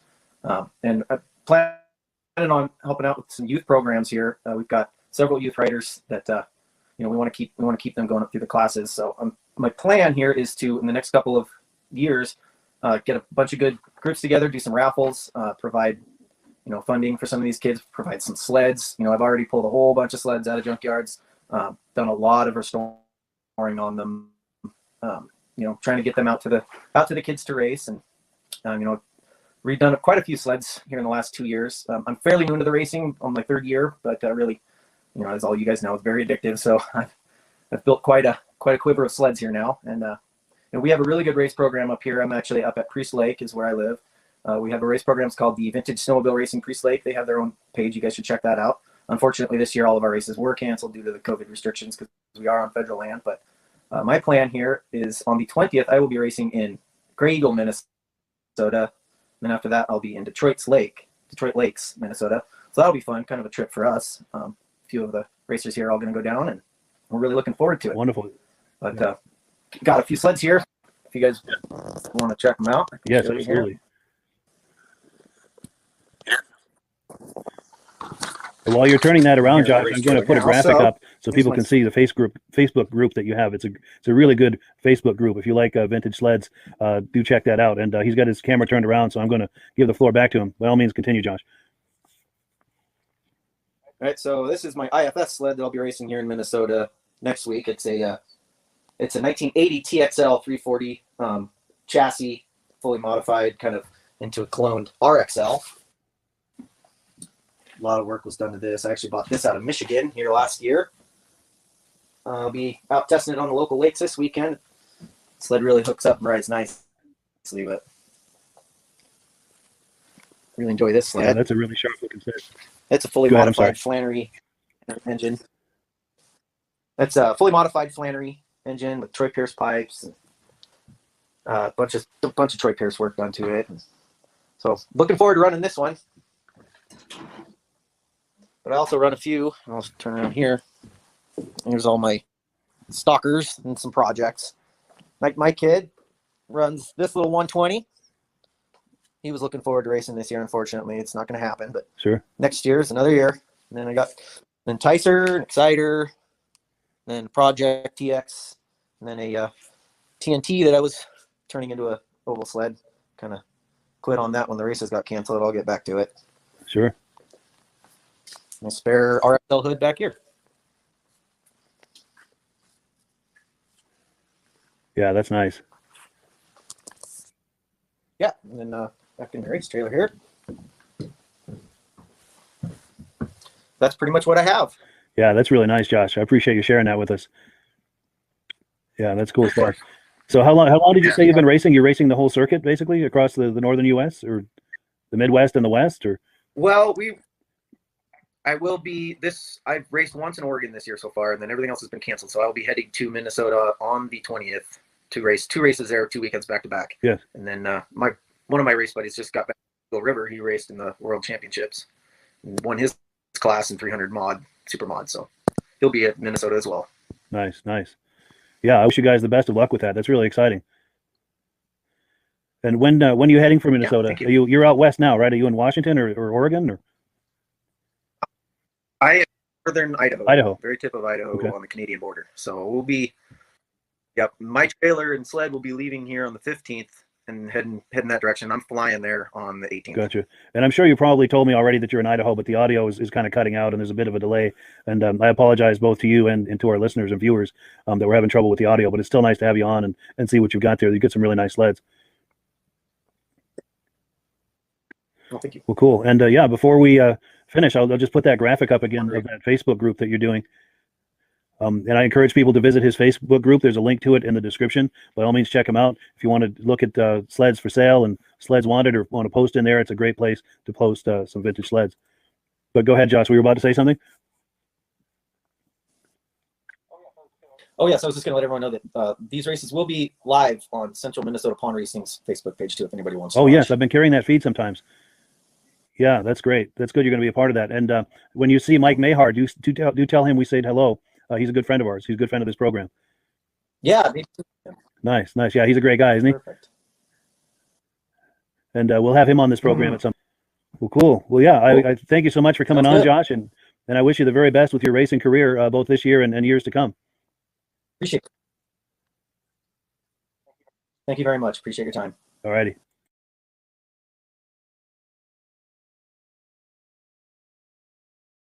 Let's bring him on the stream. Turn his microphone on. How you doing, Patrick? How you doing, Mike? It's good to have you on. I'm doing very well. Thanks for having me. Well, my pleasure. Now, anyone who watches this regularly knows that you are a familiar face. Your videos have been on here in the past, and it's nice to have you on here live. Yeah, it's awesome. And you've got some show and tell for us. I'm going to give you a chance to turn that camera around, and we're just dying to see what you've got in your shop there. All right. And while he's turning that camera around, please make comments, ask him questions, pay him compliments. Yeah, I'm sure you're going to like what you see here. He's got some great sleds and some great things to show us. And I'm going to put him full screen. The show is yours, my friend. All right. So you want to just check out all the sleds in here? Yes, absolutely. If you could tell us a little bit about each one. Let me get the light on. All right. There we go. Oh, yeah, that's a big difference. That looks nice. Yeah. So that's a 73 Elon SS. Nice. So the real thing about this, they always recalled to put a single carb on it. But this one's got the twin carb still in. Twin carb, nice. There's a big difference. But they're a little sluggish out of the hole, but they get a lot of power with the two carbs. Nice. Yeah. So this is I'm a do guy, but I got this cat. It's a Wankel. It's a pretty cool sled, 71. Panther. Yeah. Nice. Yeah. Very nice. That's a nice shape. Yeah, it's fun. I get a cat cutter. I pull with it, and my dog jumps in it, and we part around. Nice. This is a 82 Elite, 440 liquid cooled. Yeah. I got this a few months ago, and I went through it and stuff. Put a spotlight on the top. It's pretty nice sled. Oh, yes. It's fun to ride around. Everybody wants to jump in it, go for a ride. I'll bet it is. You know, I've never been in one of those. How do those handle? What's that like to drive one of those? Well, they get two tracks. They want to go straight. So, Sure. Okay. Yeah, sharp corners. It's got reverse in it. So, but on groomed trails, it goes pretty damn good. Nice. Fun Cool. machine. Sure. This is a 76 RV, TNT RV 340. And That's a sharp sled. That's the sled that you had at the crane show the day we met last year, I think. actually, no, this is the 340. I'll show you the one I bought there. Sure. So All right. Getting ahead of totally myself. clean I'm sorry. Sure. That would be This 250 RV. Yes, you're right. Yep. But they're same sled, different motor. Same Sure. year, 76. This one's a little more rare. Nice. They made 1,800 of these. 1,800. Wow. Yeah. They made twice as many of the 340s. So this is a 73 TNT Free Air 400. They built it off Nice. a Blizzard chassis. Nice. And I put an Elon seat on it, and it did pretty good in its day. Oval track racing. And Yes. 74, they had the same sled, but they changed it all to with steel cross member and stuff like that, so it would last longer. But this is a great sled right here, real fast. Nice. Very nice. What else do I got? Now we do have some questions coming in, and I'll let you decide if you want to show us some more things or if you want to respond to these questions. But we've That's got fine. Jeff Forger asking if you can open the hood on that Panther. On the Panther? Yeah. The Wankel rotary he wants to No see. problem.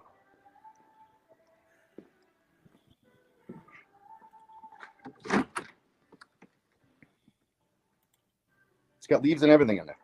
Nice. It's- Very I cool. haven't run it this year, but I Yep. brought it in here because I was gonna get it going. Very nice. But that's it. It's That's cool. it's not very fast, but it's got a little torque on the bottom, so it's a pretty cool sled. Nice. So with the low end torque like that, does it make it easier in the powder? Make it a little harder to get it stuck? Yeah, it just trucks along like a train. It just goes. It goes Sweet. pretty good in deep snow. Nice. Yeah. Now, while you're there near the Elan, Jim Layton had a question about the Elan. He was wondering, is that the same motor that was in the 73 Silver Bullet 294 in that Elan? He's wondering No, about it's a that. 250. It's a 250. Yeah. So in 73 they did Silver Bullet Mhm. with the dual carbs too. Same exact carbs, but this 250 deep snow and stuff, it kind of floods itself out a little bit.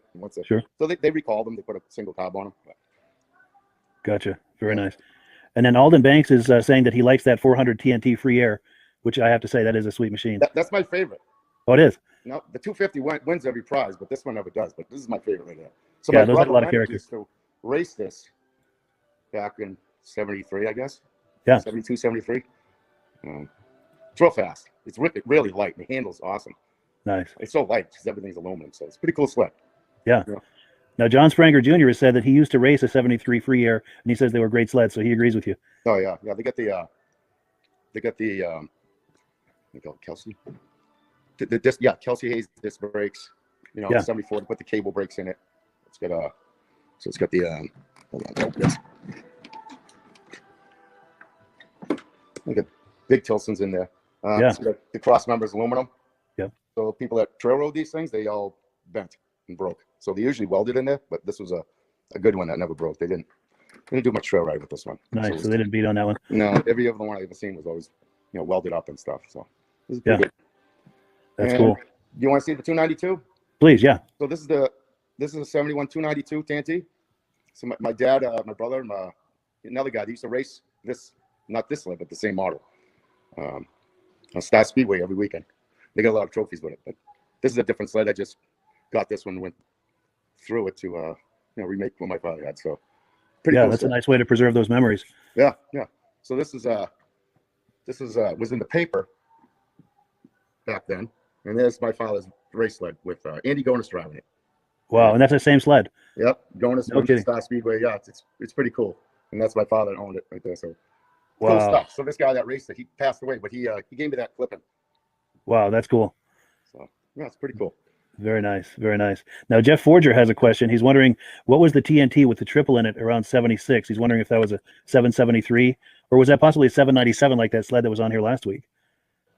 What year did you say? 76. No, So I know Jim they Layton didn't had a have it- 797 they didn't have it last in week. 76. They had it in 72, 71, 70, 73. Blizzards. TNT's triples were those were Blizzards actually. The big 775 twin TNTs, like 71. Yeah. Yeah. Like that. With that chassis right there. Yeah. The Because trophy Jim only Layton had a triples were triple last week. Blizzard. Because Yeah. Jim Layton was on I here got last one week of with a 797 triple Blizzard. I wonder saw what that. year. I can't remember what year that was though. I wonder if that's what Jeff That is was, asking about. Or I'm pretty sure that was a 71. okay, yeah, That triple, like, what was it, 72? I'm trying to think. yeah, you're right. That was early Were 70s. the carburetors up on his lap? Because the Yes. 72s, they dropped the engine. Yeah, I thought that was a 71. I had a Yeah, I think 72 you're and right. sold it, and I'm not happy about that. I sold it years ago. I bet. Seller's remorse. Yeah. Yeah, for sure. And then Alden Banks is saying he had one of those TNT 400 free airs and worked good back in the day. And we've got Richard Brazo He's wondering what the estimated horsepower is in the 76 RV 250. Any thoughts about that? I believe it's 46 horsepower.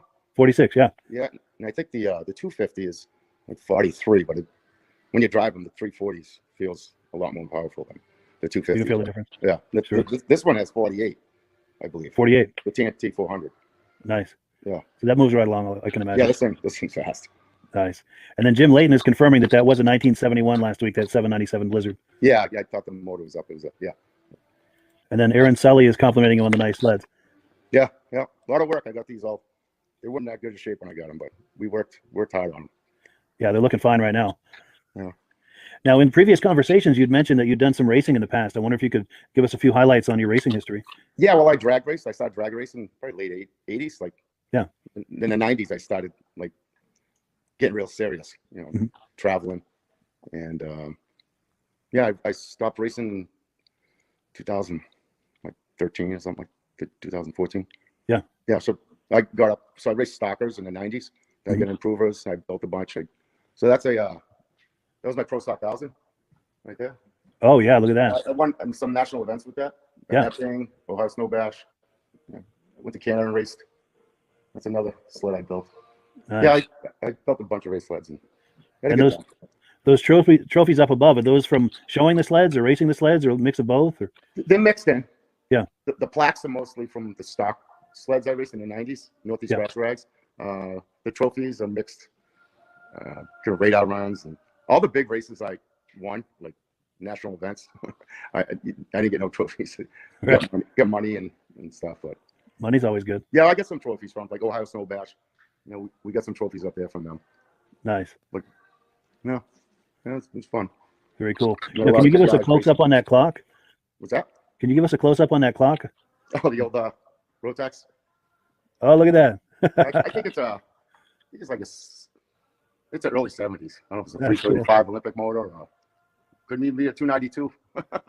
Wow. It was in the cellar. My father was a dealer. It was sitting down there for years, and I put a little clock on the front of it. That's very clever. I like that. Yeah.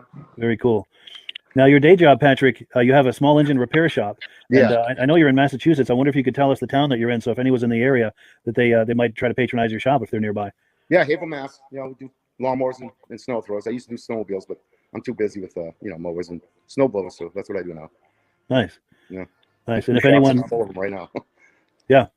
Now, if anyone's in your area that might want to contact you about having a snowblower or a lawnmower repaired, you game to share a phone number in case someone might like to reach you? It's 978-373-3431.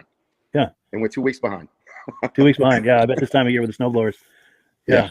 Yeah. We got a lot of snow this year. Sure. Well, cool. Well, any final thoughts before we wrap it up? Or No, really. Thanks for having me on, though. Yeah, it's definitely our pleasure. We appreciate your coming on. I know we've been talking about this for quite a while, and it's nice to finally have you come on. Actually, I'll show you one thing. So this sled right here. Yes. So this clutch right here is it's a Polaris design clutch that Skidoo bought the rights to. They kept blowing up, so they had recall. So they put the other Skidoo clutches back on. Gotcha. So they put another clutch on I there. think it's called a HP clutch, I believe. Yeah. But that's it. Well, good deal. Good deal. We're getting a lot of compliments coming on. Are you able to see those on the screen, the compliments that are coming in? No, no. Okay. No. That's all right. We've got Joe Rosat was saying nice machines. We've got David Noon saying hi, Patrick. We've got David Hogan saying great show, loves the sleds. And David Noon is asking if you have any of Scott Gleed's sleds. Scott Gleed's is at my shop right now. Oh, he is? Not this show. Yeah, he was my best friend growing up. So that's his nephew, I believe. Oh, yeah, so David is Scott's nephew. He passed away a few years back from cancer. He was I grew up with him. That's me and him rode snowmobiles every day. But wow, that's cool. Yeah, I still got it. It's in perfect shape. It's at the shop. I was actually working on it. Gotcha. We'll have to have you on another time with that. Yeah, it's the same exact thing as this one right here. We bought them together. Oh, you bought them together? Yeah, it's the same exact thing as the 340. Very cool. Yeah. Very cool. Yeah. Oh, and one last thing. I know in previous conversations we've had, you mentioned that when you were young as a child, your father had a dealership and had a few different brands that he sold. Can you give us a quick story on that? Yeah, in the 60s. Actually, there's an ad right here. So it's the same shop that I have now. So it was back in the 60s. He had right here. Was that Stockcraft? Yeah. There's another ad. So that must have been Snow Cub. He sold Snow Cubs. Yeah. Yardman Snow Cubs. And I think there's a picture of of, I can't get a good view of it, but that's not Snow Pony.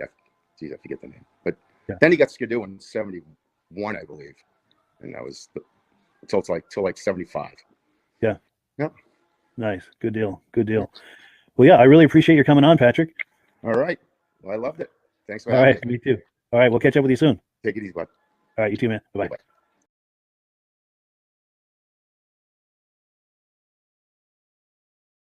Let's get him onto the stream, and just a click away. Here we go. How you doing, Stephen? Thanks for coming on. Great. How about you? Very well, thank you. Now, I understand that you were originally from New England. Is that correct? I was. I grew up in central New Hampshire and spent all the way through college kind of in New England, and then moved out here to the West Coast. Wonderful, wonderful. And it looks like you brought some of that collection with you. Is that right? I did. I've still got a few sleds hiding in New Hampshire and a few other sleds hiding in a storage unit around here, but I've kind of got a new place and got things a little bit organized and kind of got them at my own house here now. So it's a good thing. Awesome. Yeah, we can't wait to see it. Now, I wanted to ask you also, I think you mentioned that your father was a snowmobile dealer at one point. I wonder if you could tell us a little about that. Yeah, my dad started in '69 as a Boland's dealer in Andover, New Hampshire. And over the course of probably the next 5 years, he had Polaris and Boland's and sold some Huskies and Alouette and Northway and Eskimo. And some motorcycles and Butacos and a few other items that he had in his dealership there. But that was all before I was really alive. But Sure. that was what he did for a job until one of the interstate systems kind of put people going in another direction in that area. Sure, sure. But it sounds like that his passion for that rubbed off on you. It did. I was telling you as we were talking earlier that a lot of my childhood was spent snowmobiling in New England and restoring vintage sleds and hunting down parts so my dad and I could piece something back together and do a restoration together. And that was really one of my fondest memories growing up in New England, was that and the New Hampshire Snowmobile Museum and the people of that area. Nice. That's right. I think you mentioned you were connected to that museum. Yeah. It was kind of back in about the mid '80s through to the time that I moved out here. And then even when I moved out here, I still would fly back for vintage shows and all sorts of stuff as I tried to continue to do some of the volunteer work from 3,000 miles away. It got a little harder as time passed. Wow. Well, that's really cool. Now we got Bill Cook asking a question, wanting to know where these sleds are hiding. I know you're in Washington State. Can you tell us where in Washington State? Yeah, I'm almost the geographical center of Washington State, and it's in Orondo, Washington, and it sits right on the Columbia River, about halfway between the Canadian border and Oregon, and about halfway between Spokane and Seattle. Yeah, nice. And it's snowing outside right now. Oh, it is. Good deal. Good deal. Once we're done, will you take some sleds out at some point, or do you have modern sleds for trail riding? Or yeah, my kids love to have me tow them up the hill on the other side, and they ski down it. So we kind of have a motorized rope tow, so to speak. That is cool. That's cool. They'll have good memories of that someday. Oh yeah. Good deal. Yeah, if you're ready to turn your camera around and show us what you have there, we would love to take a look. Yeah, let me flip the camera over here. And to our viewers, while he's doing that, feel free to ask questions of Stephen or make comments, and also please compliment him if you'd like what you see there. So I guess I'll just kind of start in a round robin fashion here and try to get a little bit of everything. So I've got some newer stuff in my collection, like this little Minty VMAX 4. That's pretty cool sled. I bought it with about 700 miles on it, and that came from the West Coast here. Believe it or not, somebody had that thing out here. And I've got a little Junior Brute that actually came out of Ontario. I traded a Merc Snow Twister suspension for that sled. I feel like the lucky recipient of that one. Yeah. And I've got all three versions of the Super Brute from Alouette. So I've got a 295, a 340, and a 440. Yeah. Also have a bunch of kind of, snowmobile memorabilia that goes along with this stuff. So a double-sided lighted sign from Alouette. Yeah. Are those from your father's dealership? You know what? It's a really sad story because my dad had one of those. And when his business went out of business, he turned it upside down, pulled the faces out of it, and used it as a shop light over the bench for about 15 years. Yeah. And then threw it away. Oh, no. Yeah, so I had to search this one out. But wow, but it's like the one your father had? Yeah, it's exactly the same. So I was able to find one, but it was, a little tricky. Can you give us another look at that real quick before you get into these Alouette? Yep. Wow, yeah, that's cool. So that's like the one your dad had. Yep, I remember growing up, it was over the bench. The faces were out of it, and we just used the ballast and the fluorescent lights as a shop light over the bench. Nice. And you get a banner just below it too, right? I do. Yep, that's an Alouette Delivers Advanced Snowmobiling. Very cool. And to be honest with you, I don't know where that came from. It was off the internet somewhere along the way. Nice. And Eldon Banks is saying he loves your VMAX. Yeah, it's the only Yamaha snowmobile that's got a ton of horsepower and a mechanical brake. Good Lord. So a couple more things up here. We've got a 340 Alouette Super. And that came out of Jerry McGee's collection in New Hampshire. And then I've got the back end of a Yamaha 73 SR 433. Yeah. That was they came out of Lee and Conch collection in Wisconsin. And then I'll kind of move down a level here. My dad and I, this is the first sled we really restored, is a 66 Skidoo Olympic S. Yeah. And it's got the double carb setup on the single cylinder engine. It's kind of cool. Very nice. Yeah, that's a nice shape too. I remember buying that in a laundry basket. Oh, really? If you can believe it or not, it was in a laundry basket. Wow. So all the parts and everything were in a laundry basket. Yeah, it came in pieces, and we just kind of, pieced it together and made it work. Maybe I'll just keep going with the Skidoos here. So my dad loved restoring vintage Skidoos. So we've got the 66, a 65 Chalet, a 63 Kohler 4-stroke, and then this 61 tin cab here on the end. Yeah. Wow, that's really nice. All of those are beautiful. Thanks. That's some nice restorations. The 61 has a little story to it. I couldn't afford it when I found it, and it was unrestored. And a buddy of mine, Dave Gazaway, bought it in New Hampshire and restored it. And it's a beautiful restoration. I really like it. It had some cool patina because it was all rusted and kind of yellowy rust. Yeah. It was really cool as an original, but it's also cool as a restored sled. Yeah, for sure. So I kind of go down here. I've got a Brute LC44. That's a liquid cooled 3-cylinder. And that one actually came out of Alberta, Canada. And I had it shipped to Vancouver and went there and picked it up and brought it home and nursed it back to life. Yeah. Then this Speedway came out of New Hampshire when I was still living back there. That's a 440. Yeah, very nice. Is that a metallic blue? Yeah, it's got a lot of speckle coat in it. I was going to say, I see some flake in there, or at least I think I do. Yeah, it's got that, it glistens in the sunlight. Yeah, that's a nice finish. Please continue. Sorry about that. Yeah, no problem. I'm happy to answer any questions. Then this 76 SRX came out of a swap meet here in Washington in the Seattle area. And I showed up and it happened to be there. And another guy was kind of looking at it. And he asked me, the other guy that was looking at it asked me, what do you plan on doing with it? And I said, well, I'd probably buy it, restore it, and never get rid of it. And he goes, then you should buy it. So nice. it was, and he's one of my great friends. That was how we met that day was, hey, what are you going to do with this thing? Are you going to keep it or are you just going to flip it? And I said, well, yeah, I'm going to keep it because it's a cool sled. Yeah, for sure. So it was important to him to know that this was going to a good home. Yes, very much so. Very nice. All right, so I got over here, climb up on my ladder. I've got a 68 Yamaha SL350. Yeah. And that came out of Woodstock, New Hampshire when I was living back there. And I don't know exactly how many of those were made, but there's lots of rumors about how many were made and that they were supposed to go back to Yamaha, that they were kind of a prototype and only given the sleds in the snow belt, and lots of stories and rumors, and who knows what's true and what's not. But I've only seen a couple in person, and it's probably one of my favorite sleds in my collection. Nice. I believe it's the only one I've ever seen. I've never seen one with a light assembly quite like that.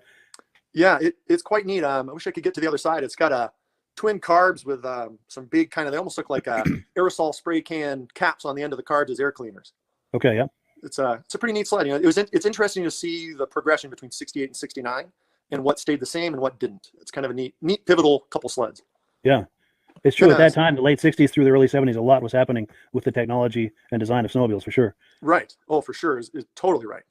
Then I've got a 70 SL338 that's kind of minty, and I picked that up in Eastern Massachusetts when I was going to college at UMass. Nice. Then the little Mini Z came out of Washington. I got that for my son as his first sled the weekend before he was born. Oh, wow. Nice. So he's growing right into this hobby then. He is. We transitioned onto a Bravo a couple years ago, and now he's on a Phaser Mountain. So he keeps moving up in the world. Very cool. Very cool. Now I'm going to interrupt you for a second. Scott Haston, I think, has just joined us, and he's wanting to know who we're talking with and where this is. And yes, we're speaking with Stephen Burdick, and he is out in Washington State, Central Washington. But yeah, please continue, Stephen. Yeah. So 84 Phaser, and I love the connection between the Super Brutes and the Phaser because there's some rumors in there too that Yamaha purchased the Super Brute in the crate and took it back to Japan and analyzed the thing. And 10 years after Alouette went out of business, here comes this Phaser that's, remarkably similar with the headlight on the handlebars and the it's true, pod. Yeah. And it was very similar. Yeah, there's too many similarities to not be quite a real story. Then I did start recently, well, I say recently, in the last 5 years or so, restoring a 340. And haven't done much on that in the last couple of years, but hope to make that a project here coming pretty soon. Nice. So over on this side, I got a Boland's key coffer, and the rumor on this one has it that Carl Kiekhofer from Mercury Marine, he kind of split off on his own, and there's some great pictures of just stacked up Kiekhofer engines that all ended up being available because Bombardier or Skidoo decided not to use Kiekhofer as their engine manufacturer. They went with Rotex instead. But this sled actually has that Kiekhofer engine in it with the electronic CDI. Very cool. So it's kind of a neat sled. Yeah, for sure. My dad always said that was one of his favorite sleds he ever sold. Basically due to the fact that it's a screamer. The thing's got a lot of power for a 440. Nice, yeah. Then I've got a 72 Kitty Cat up here, and I don't think this had ever been run. I don't think it had ever had fuel in the tank. And as much as I wanted to keep it that way, it's really hard to have a sled and not put gas in it. So it has been run, and it has been ridden by my son on a really limited basis. Sure.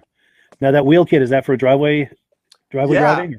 Yeah, we used to. Oops, I climbed down the ladder. We used to mess around with it a little bit in the yard, and just tried to keep it out of the trees. Yeah. Very cool.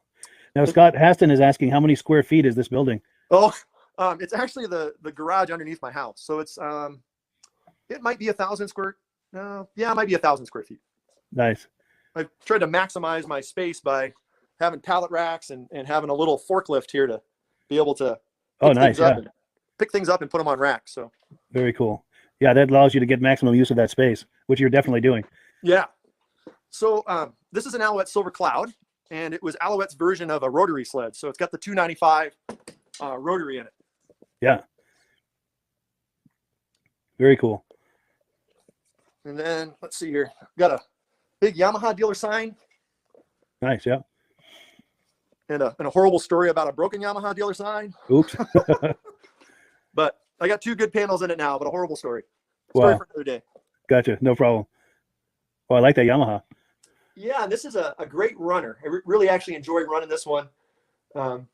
It's loud as anything, and it's just it's a hoot to ride. Very cool. Is that a 440 or 340 or what? Yeah, it's a 433. 433, yeah. Yep. And it's funny in comparison wise because the Yamaha's a 73 and the Alouette's a 74. And the Yamaha, when you're flying down the trail on it, it feels pretty like rigid and pretty firm in the chassis. And the Alouette feels like a Budweiser can as it twists and moves and buckles, and it's a totally different world. Wow, two completely different experiences. I just read a comment about no Polaris. I just don't have my Polarises here. Oh wow. I don't allow them to fraternize with the other sleds. Keep them separated. Yeah, absolutely. Well, cool. We'll have to have you on another time for those. Yeah, I'd love to do that. And I'm glad that you can see the comments. I was going to ask you if you can see them because a lot of people are paying compliments to you. I wanted to make sure that you're seeing all of that. Oh, thanks. Well, I caught a couple. Some yes and some no. Gotcha. Okay. But please continue. Well, I just wanted to, like I said, my dad was a dealer, and I was able to find one of these stickers on one snowmobile we recovered from New Hampshire. So I do have a little bit of a project dream that I'm going to someday make up one of these stickers for every one of the sleds that I currently have and put it on the tunnel somewhere. That's a great idea. Just haven't gotten there yet. Very cool. I'm going to interrupt you 1 second. Kevin Olson is asking about that Silver Cloud, wondering if it's a Mark 1 or a Mark 2. Oh, that's a good question. I believe it's a Mach 1. Gotcha. Wonderful. Please continue. Yeah, so I do collect a bunch of memorabilia and stuff, and I just moved in and haven't got nearly any of it out yet. But these are just a couple of the brochures for some of the sleds that were sitting in here today that I pulled. I kind of have brochures for most every sled I've collected. So, trying to find a 68 Yamaha brochure is a tricky feat. Yeah. Yeah, no doubt. And hey, there's our Polaris for whoever was asking. There we go. Yeah. The Polaris box has been checked. Yeah. Very cool. This one's one of those. That's an oldie. Yeah, big long ones from 63. Wow. Very cool. Yeah. Those are in really nice shape too. Thanks. Yeah, they're like I said, I've kind of collected them and picked them up over the course of time, and just tried to preserve them the best way I can. And I'd always hoped someday I'd have a chance to kind of get them out and display them a bit. Yeah. Some old retro snowshoes. Yeah. Well, what's cool about them is they're Skidoo. Oh, really? Yeah. See if I can. The emblem's a little hard to see, but maybe you can see it there. Yes, I can. Yeah. So I'm assuming they're from. I'm thinking maybe the early 70s, but yeah. I'm not 100% sure. Maybe somebody would know more about this and the numbers and stuff that are on them, but I'm not 100% sure. But when you find something like that at a yard sale, you just kind of pick them up. Yeah, for sure. Yeah, you're not going to turn your back on something like that. No, it's hard Now, to. now Beach McIntyre is asking if you ride any of these sleds. I do, and I used to do a lot of vintage riding.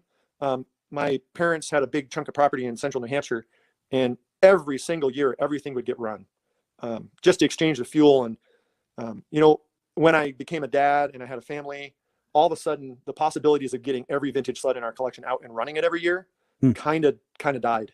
Sure. So I have put avgas in everything, and pickled everything, and a couple things come out a year, but I've kind of tried to, like I said, kind of pickle things so that I don't end up having to work on stuff every time I want to ride something. Yeah. So I don't know how many people have used avgas as their choice of pickling, but if you haven't ever used avgas, you really need to think about it, because I guarantee any sled in this collection would start and run immediately off of what's just sitting here. That's cool. So it doesn't get gummy or anything. Yeah, it just doesn't break down and mess up. Even non-ethanol fuel doesn't last, a period of time, but the avgas 100 low lead is really good stuff. Good to know. That's a good tip. That is a good tip. Now I've got Steve Keander on here. He's saying hello to you. He said he was able to sit on the board with your dad, George, for the New Hampshire Snowmobile Museum, and he pays a compliment that your dad was a great guy, had a ton of history, and it's nice to see you carrying on the legacy. Oh, thanks a ton. That means a lot. My dad meant a lot to me, so it's nice to know that other people felt highly of him too. Wonderful, wonderful. Now a question for you, a personal question: how do you see the Western snowmobile scene, vintage snowmobile scene, as compared to the Northeast or maybe even the Midwest? Are there any differences at all, good, bad, or otherwise? Well, there's a great group of vintage snowmobile people out here.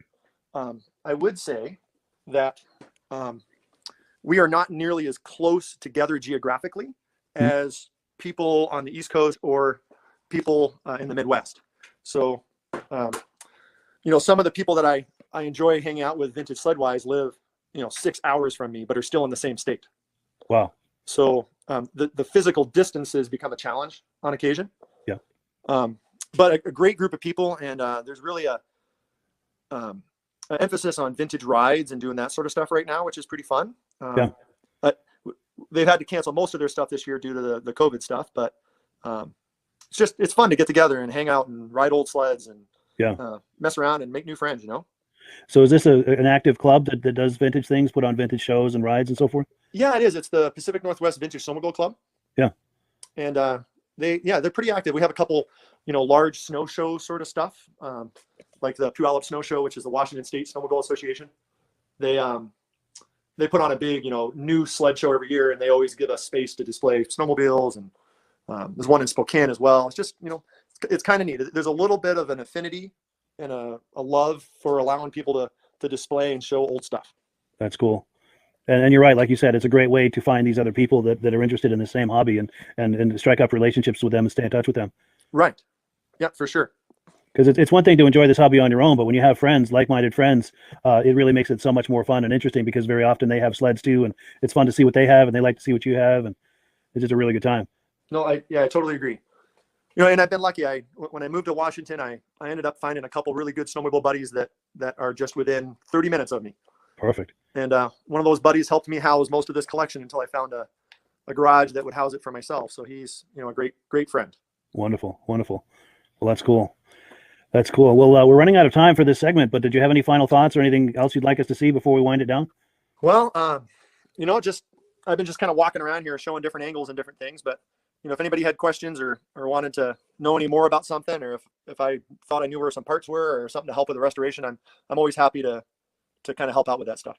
Wonderful. Yeah, I appreciate that. So if anyone does have questions along that line, please leave them in the comments here, and Steve will be checking the comments a little later after the program, and he'll be happy to answer any questions that you might have. Well, good deal. I really appreciate you coming on here tonight, Stephen. It's been really great having you on. Yeah, thanks for, and I told you this before we started, but thanks for kind of being a pioneer in this podcast of vintage snowmobile stuff, and making it more than just internet surfing for pictures and that other stuff. There's a coolness to watching the podcast, and there's a coolness to looking forward to something on Thursday night every week. Nice. And I know that there's a ton of time and hours and energy that you put into lining something up every week. Yeah. So that's not just a hit or miss. That's not just a fly by night event. So thanks for dedicating a lot of your time and energy to make that happen. I really appreciate the comment. It's great to hear that. And yes, you're right. There's a lot of work that goes into this. And when I see a lot of people interested in it, on here every week, and people like yourself coming on and paying compliments, and I see the comment section just fills right up. That just makes this so satisfying to do. And yeah, so thank you. I appreciate the compliment, but I pay it back to everyone else too for making this possible, because it takes everyone that's involved with this to keep this going. Because I couldn't do this if it was crickets. Well, it wouldn't be rewarding if it were crickets, right? True. Exactly. Yeah. Exactly. Hey, can I give one shameless plug to the New Hampshire Snowmobile Museum that's going to try a virtual vintage rally this coming weekend? Please do. And while you do, I'm going to pull up a graphic I have for them, because they are good friends of mine as well. But yeah, I'll pull up that graphic, and if you want to talk it up under the graphic. Yeah. Well, man, I haven't been in that room of the museum for a little while, and I can see a sled way back in the corner that we donated, my dad and I. That's pretty. Nice. That's pretty heartfelt image. You found the right one for me tonight. Oh, good. Yeah, so they're going to try a vintage virtual rally this weekend, and it starts at 8:00 Eastern time on Facebook. And I don't know all the rules, but I think the rules are about like this. You submit one picture for the sled you're wanting to display, and you have to be in the picture. And you can post as many sleds as you want, different sleds, one picture per sled, and you have to be in the picture. And they've got prizes and door prizes, and they've gone to a lot of trouble to try to figure out how to do something interesting and cool in this world of social distanced stuff. So that's an innovative idea. Yeah. Yeah, and that's a great group of people. They really are. Do you know how someone might find this if they'd like to find it on Saturday? Is there a website or a Facebook? Or? Yeah. Well, apparently they've got a Facebook event set up, so that's supposed to go live at 8:00 on Saturday. You could also check out their museum webpage at www.nhsnowmobilemuseum.com. Yes, in fact, I've got that on the screen at the bottom of this graphic. You can see their web address. I may even have their web address in the comments of this, but I'm not sure. Yeah, and or you can search on Facebook to get that link as well. I think they have a Facebook page as well. Or I know they have a Facebook page. They do, yeah. Good deal. Good deal. Well, great. Well, yeah, I really appreciate your coming on, Stephen. It's been really good meeting you and great having you on. Thank you. All right, we'll have you on another time. I appreciate it. Okay, sounds good. All right, take care. Bye-bye. You too.